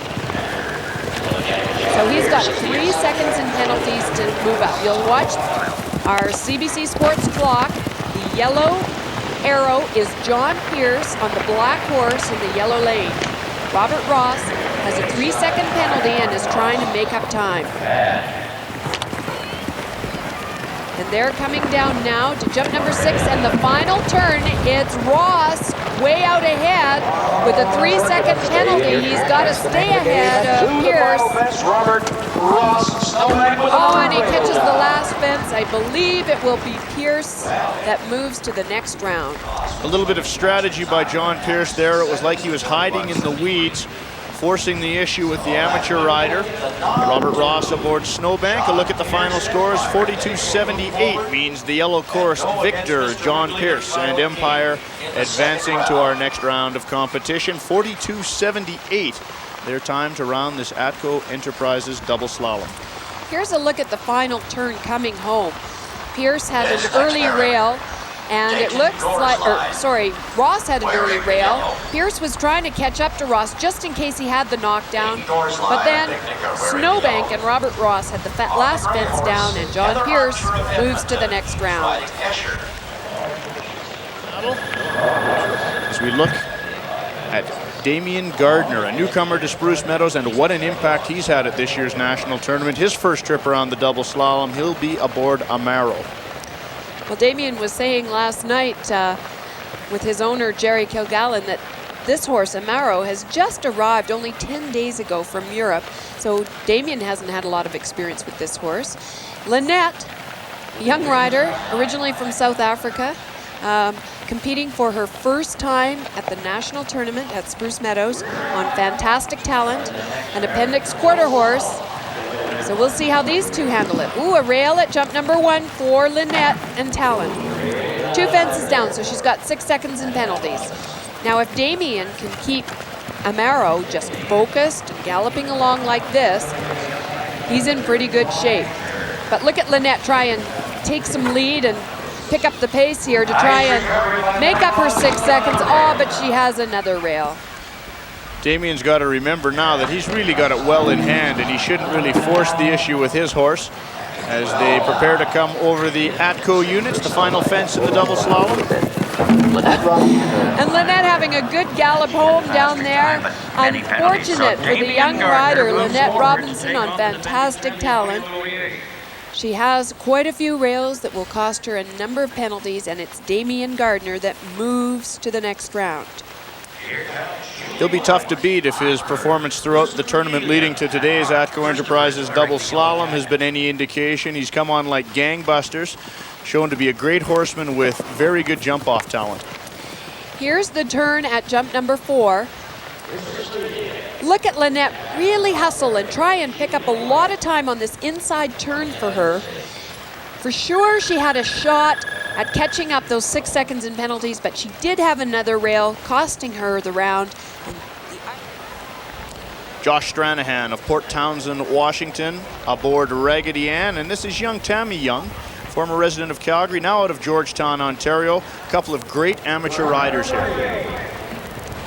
Ooh, and an early rail for Josh. Tammy having a second rail, so they're even as they head around the first turn.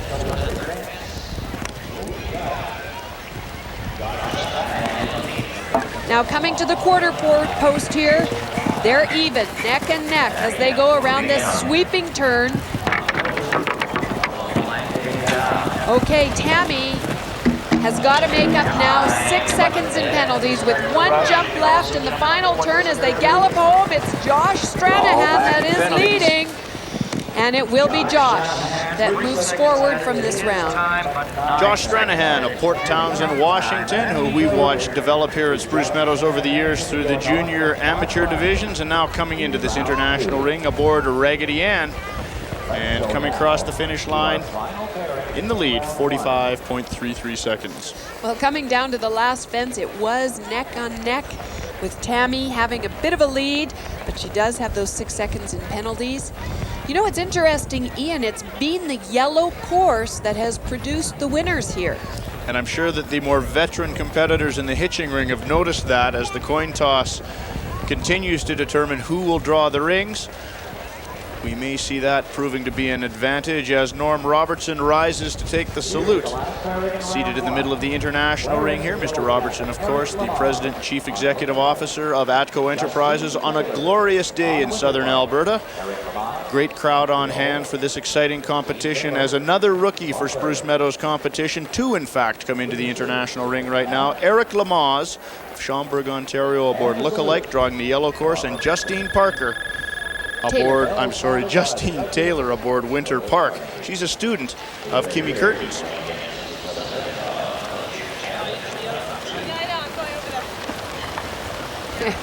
Eric telling Justine where to get into position.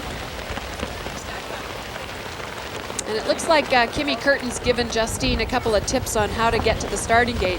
Justine's got some forward motion, and her horse has practiced the turn, and she does take a good lead in the turn, but loses time going to jump number 1. Justine with a 3-second penalty now. As Eric Lamaze goes into his outside turn. Now this is where he can ease up a little bit because he's got that 3-second edge on Justine.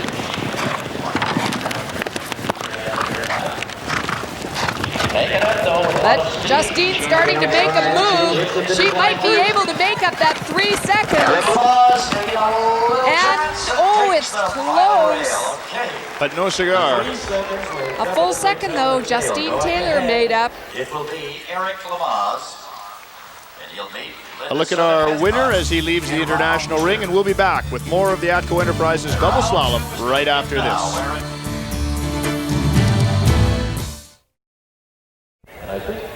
A look at the international ring here at Spruce Meadows, just south of Calgary, Alberta, as we move on with the second round of action here in the ATCO Enterprises Double Slalom. And there, ladies and gentlemen, is one of the favorites, Kim Curtin aboard the Wonder Speed mare Kiko, sporting the yellow jacket. Again, to the advantage, we believe. The yellow course has been the dominant course all day here.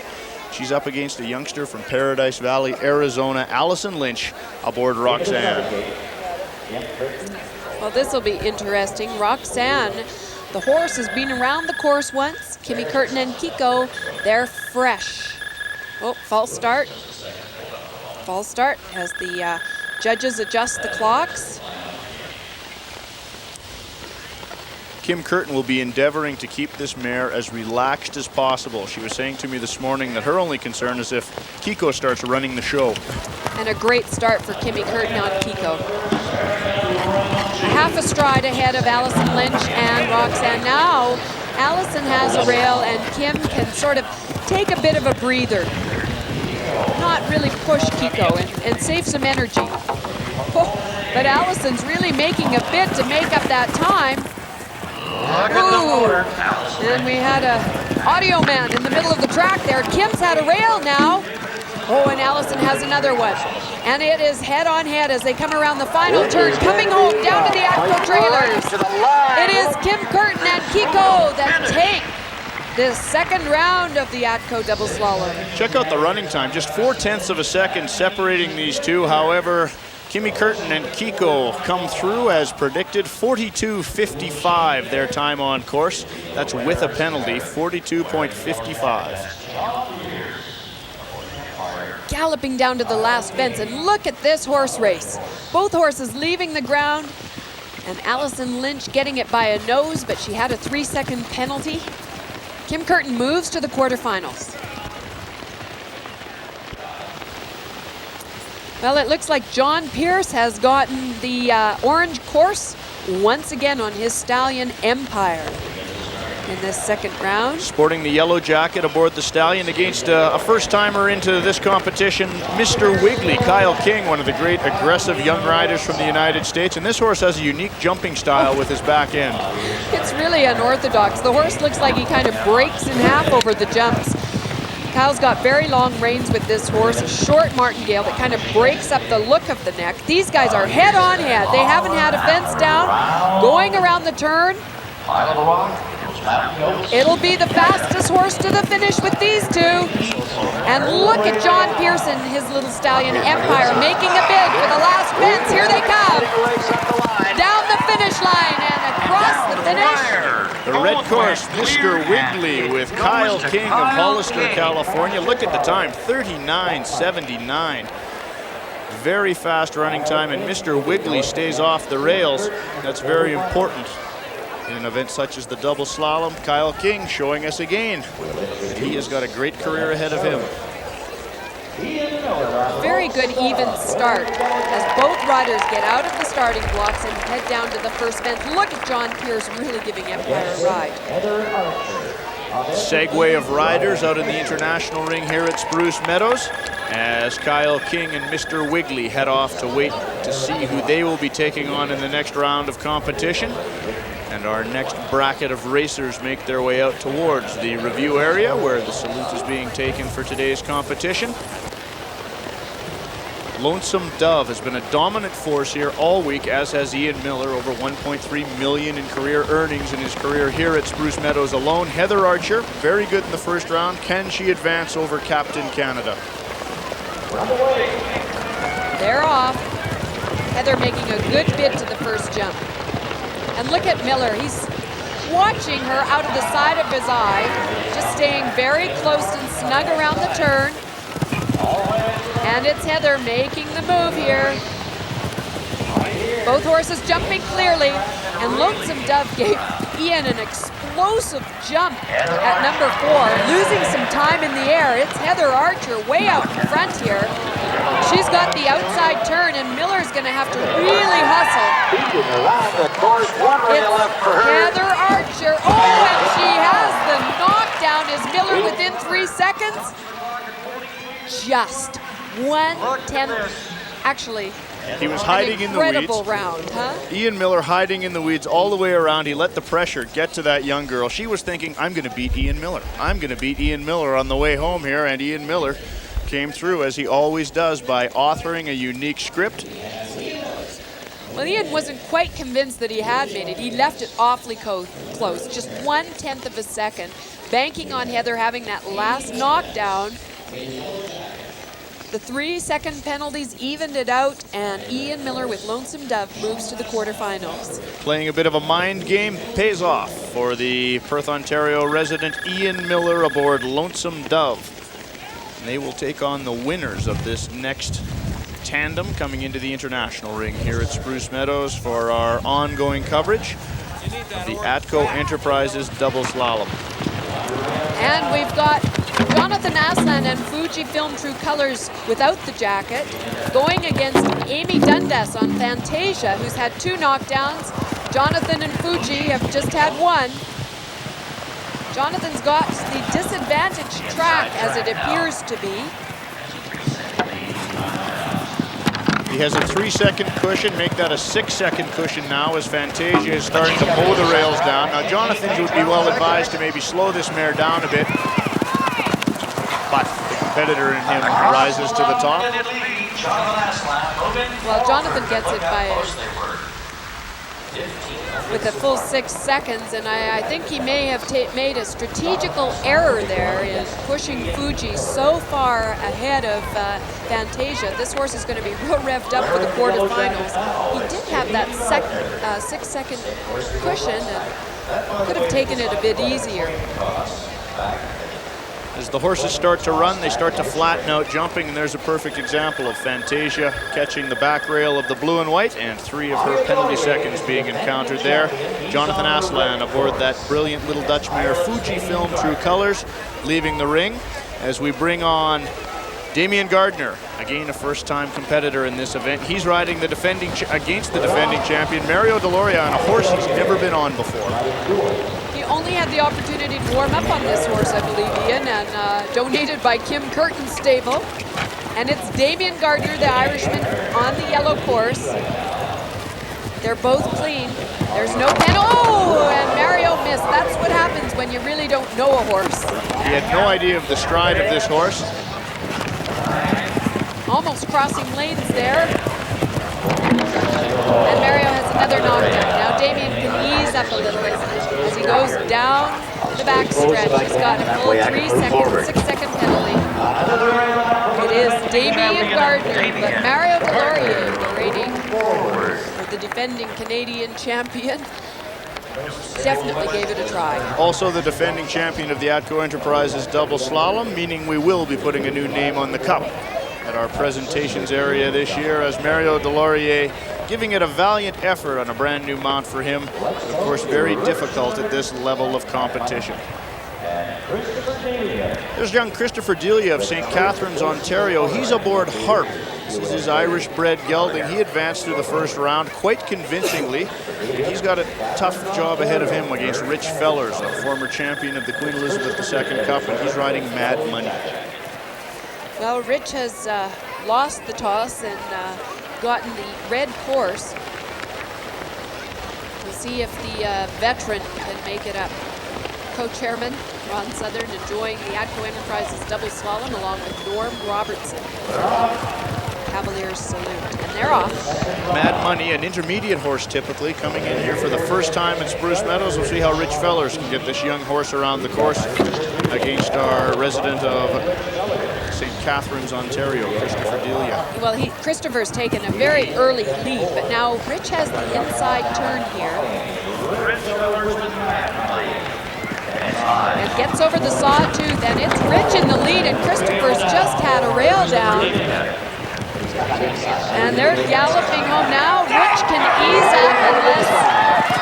Oh, Christopher has the last fence down. A very close race in running times. 41.2 versus 41.4. But it is Rich Fellers, the veteran, moving to the quarterfinals. Very close race, and again showing there, Rich Fellers knew he had the cushion. There was nothing Christopher could do but put the pedal to the metal, and the horse flattened out over the last fence, and an additional 3 seconds. Rich Fellers of Wilsonville, Oregon, heading back into the hitching ring. All right, we're into one of the favorites in the competition here today. As we move down the starting grid and look at Linda Southern Heathcote with her New Zealand Thoroughbred Fletcher Challenge, and she's up against Eric Lamaze with Lookalike. Well, Fletcher Challenge, this experienced little thoroughbred mare, is definitely suited for these kinds of competitions. She's not a big jumping horse, but she's very game and athletic, and Eric's really hustling to get around that turn. They're even. Oh, and Eric has a rail. So does Linda, so she's going to have to hurry a little. Coming around, down to the back stretch. They're head on head, down to the last fence. And they're even across. Look at the times. Ladies and gentlemen, look at the scoreboard. 1/100th of a second. 100th of a second. By 1/100th of a second away from the veteran, Linda Southern Heathcote on Fletcher Challenge. And we'll be back with more from the ATCO Enterprises Double Slalom right after this.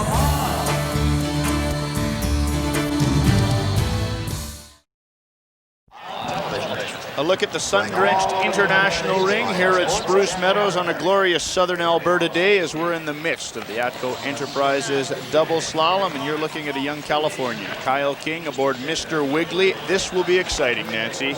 Kiko and Mr. Wiggly, certainly two of the favorites meeting in the early going here. Kyle King has the yellow course. Will it help him against the veteran combination of Kim Curtin and that wonder mare Kiko?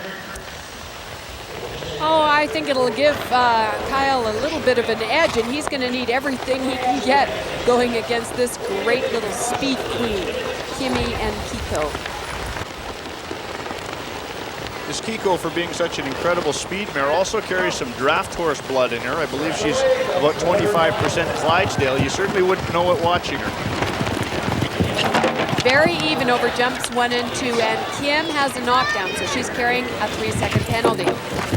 And now they're even. Now they're even.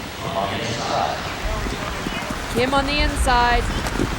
Kyle King from California on the outside with Mr. Wiggly. Catches another rail. And now Kim has got a 6-second cushion as she heads down to the ATCO trailers.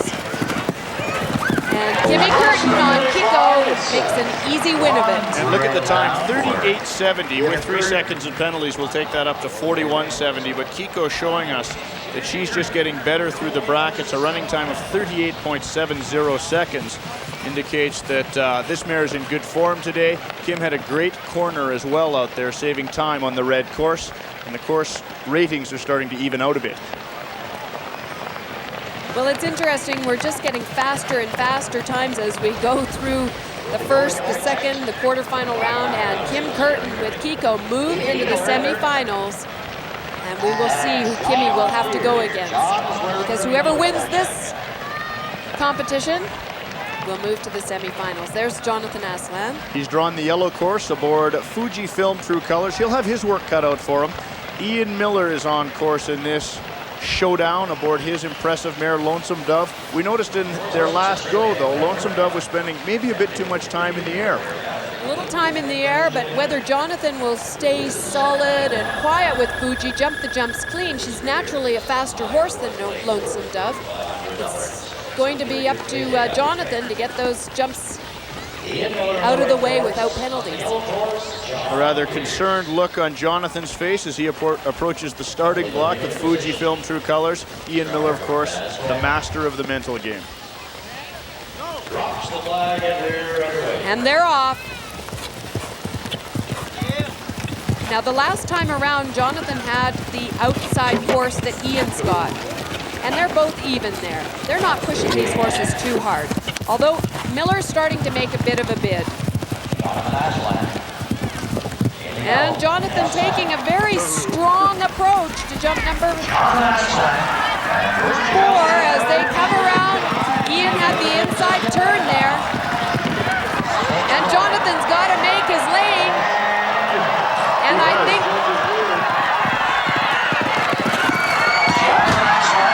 Miller catches the last fence, but did Aslan lose his lane in the last turn? That is the question I'd like to ask Ian. 40.92 the running time, and we had a chuck wagon-like incident there at the corner. It looked like just coming around the corner, Jonathan looking into that corner. I think we may have an objection filed by the Racing Commission as Jonathan just about missed the turn, but he got back into his lane all right. He was not eliminated, and he does move to the semifinals. Great piece of horsemanship there by Jonathan as he really had to fight to keep that mare in the rails. He did so, and he now gets to take on Kiko and Kim Curtin in the next run. That should be full of excitement, but let's focus now on this combination of Damien Gartner against Mad Money and Rich Fellers. Damien Gartner, the young Irishman, both riders based out of the United States here. Look how calm their horses are in the group. Well, Damien having the disadvantage of not knowing his horse very well. Oh, Rich has a rail, a light rail at number 2, so he's got a 3-second penalty. But it was so light that I don't think Damien heard it, and he's really hustling. He's not easing up at all. Now, that inside turn, maybe not Finally, Damien will actually have seen that Rich has a penalty, and he doesn't. As they gallop down to the end, and look at Damien set up for the last fence. Very smart, intelligent ride to the ATCO trailers. Damien Gartner moves to the semifinals. And Damien really eased up there and still had a pretty impressive running time. So he will be tough to beat, as he has shown us all week. He's a very quiet rider. The horse was going a lot faster than it appeared to be doing because he had a time of 39.94 and didn't appear to be going full out. Interesting, Ian, his time in the quarterfinals was 42.2, so he's really improved on his speed around this track.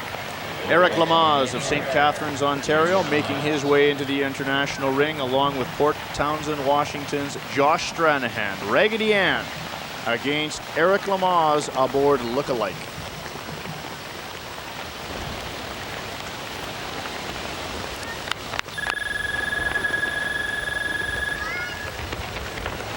Well, these two are the underdogs, definitely, in the ATCO Enterprises Double Slalom. They're coming against the great young Irish rider, Damien Gartner, the winner of this in the semi-final.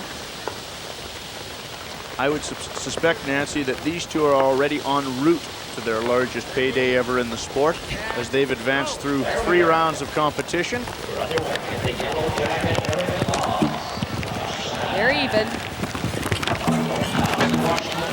Josh carrying now with the gray horse, Raggedy Ann. 3-second penalty. He's got to try and make that up. Eric Lamaze fighting to get his horse back and clear. Over jump number 4. So Josh really making a move with Raggedy Ann, his little gray mare. Oh! And Eric Lamaze has a fence down, so it is Josh Stranahan coming down to the ATCO trailers with an easy lead. And Eric Lamaze. He's such a nice young man. It's great to see him advance here. Josh Stranahan of Port Townsend, Washington, finishing up aboard his gray horse, Raggedy Ann, 41.07 seconds as they head back to the hitching ring to prepare for the next round of the ATCO Enterprises Double Slalom, and we'll be back with that action right after this.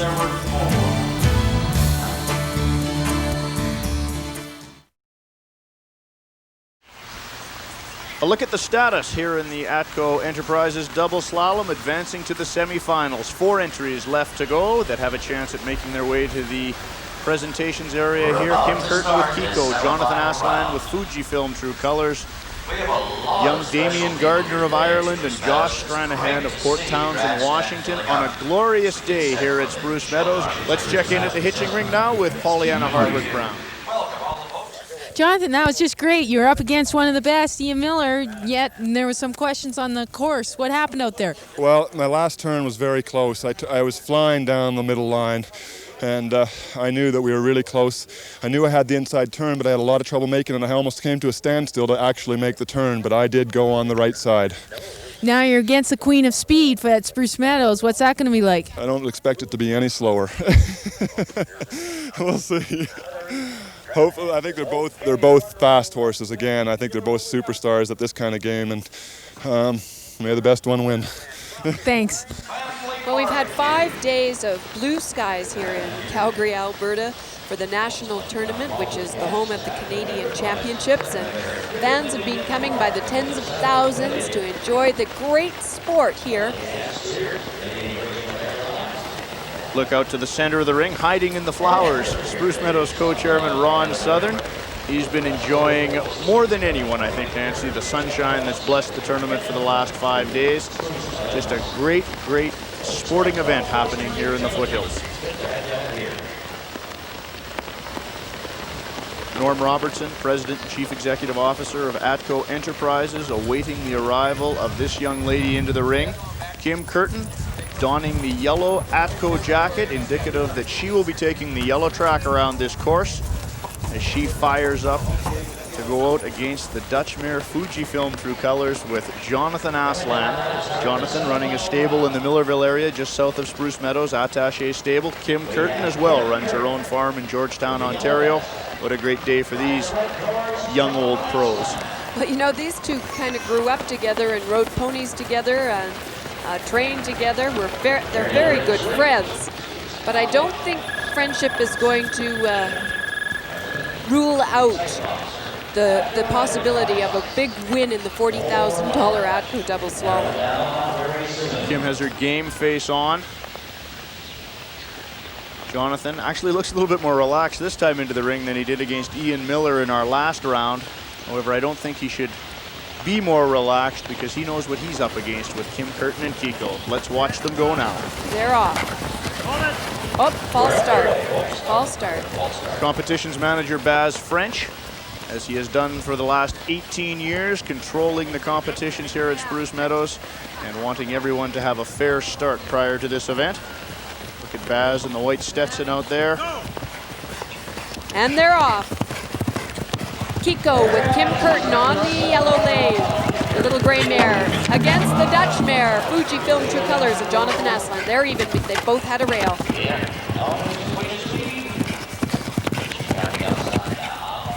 Oh, and Jonathan really stretched out over that jump number 4. They're both clean. Oh, and Jonathan catches a rail, so does Kiko. Now they're even again, and another rail. 3 seconds, they're even. They're really pulling as it they head for home. This is a horse race.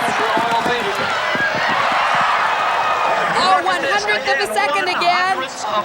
And it looks like it's Jonathan Aslan moving to the final round of the ATCO Enterprises Double Slalom. What a race. The story unfolded almost in stereo out there as they mowed the same rails down, and then across the finish line, 1/100th, Jonathan Aslan on the favorable end of it.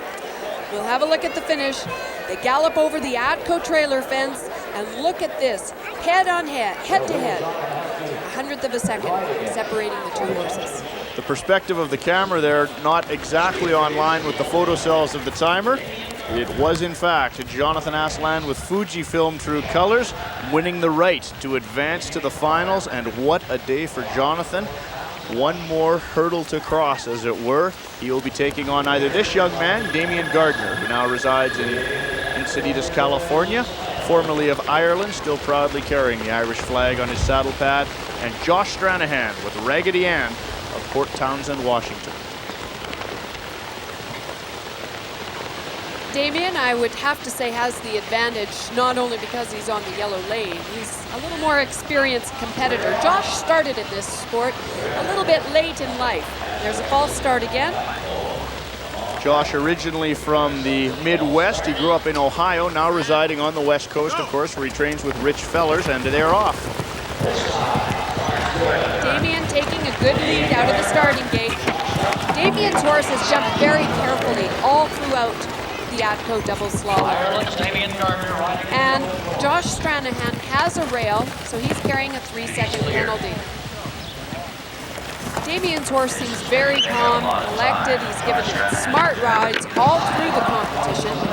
He's now, just the 3-second cushion now for Damien. It's a run to the line, 3 seconds difference with a rail to go, and another rail 6-second cushion for Damien Gartner as he moves to the final round against Jonathan Aslan. As he's shown us all week, Damien Gartner having the right stuff to get the job done, as his new mount Amaro carries him to the final here. Damien Gartner heading off to the hitching ring. We're looking at Kim Curtin back in the hitching ring, Ian, and it seems like possibly her right foot is broken. No. There's her dad, Gordy, looking on. The paramedics, of course, attending to Kim. They're going to try and get her riding boot off, it appears, as Kim Curtin has suffered an injury back in the hitching ring.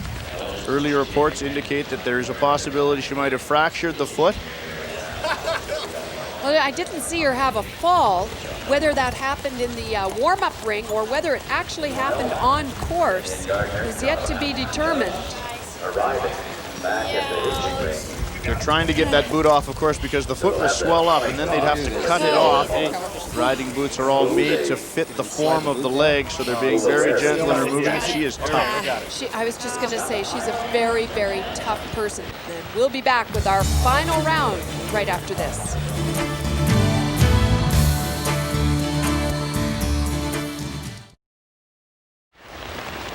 We're gearing up for the final in the double slalom. Calgary's Jonathan Aslan against Encinitas, California's Damien Gartner. A couple of speed demons that have earned their way through the brackets, Nancy, on a wonderful day for show jumping here at Spruce Meadows, just south of Calgary, as we look down on the course and await the arrival of our final 2 entries into the ring.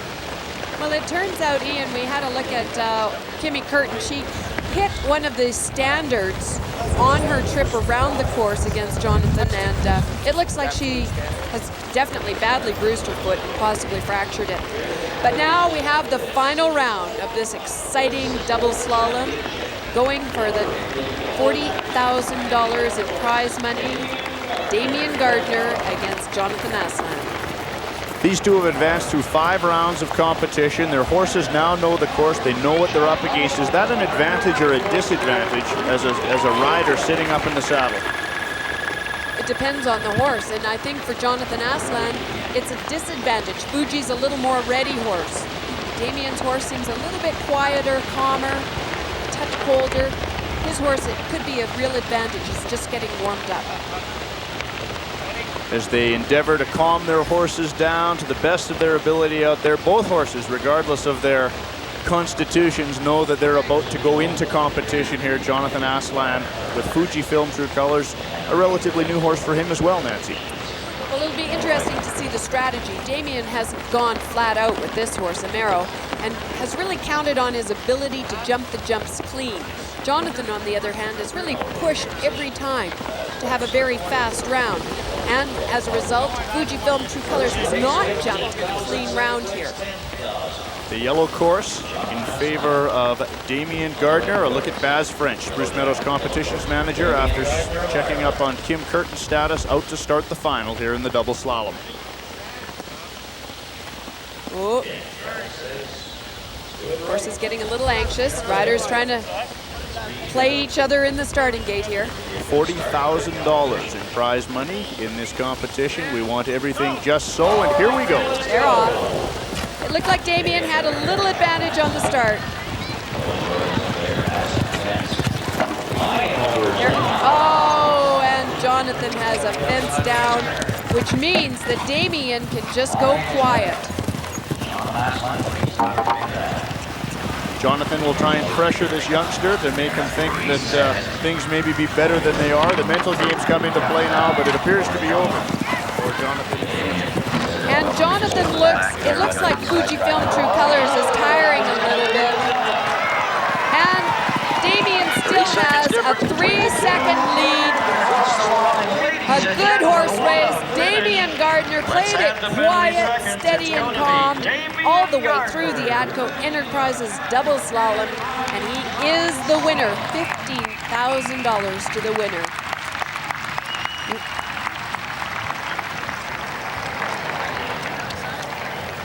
A look at the last fence, the ATCO trailer jump.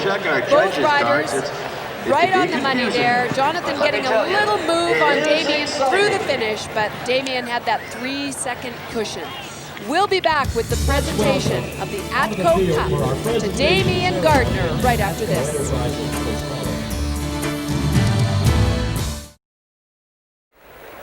Ladies and gentlemen, please welcome back one of the rising stars of the sport and the newly crowned champion of the ATCO Enterprises Double Slalom, Damien Gartner of Encinitas, California.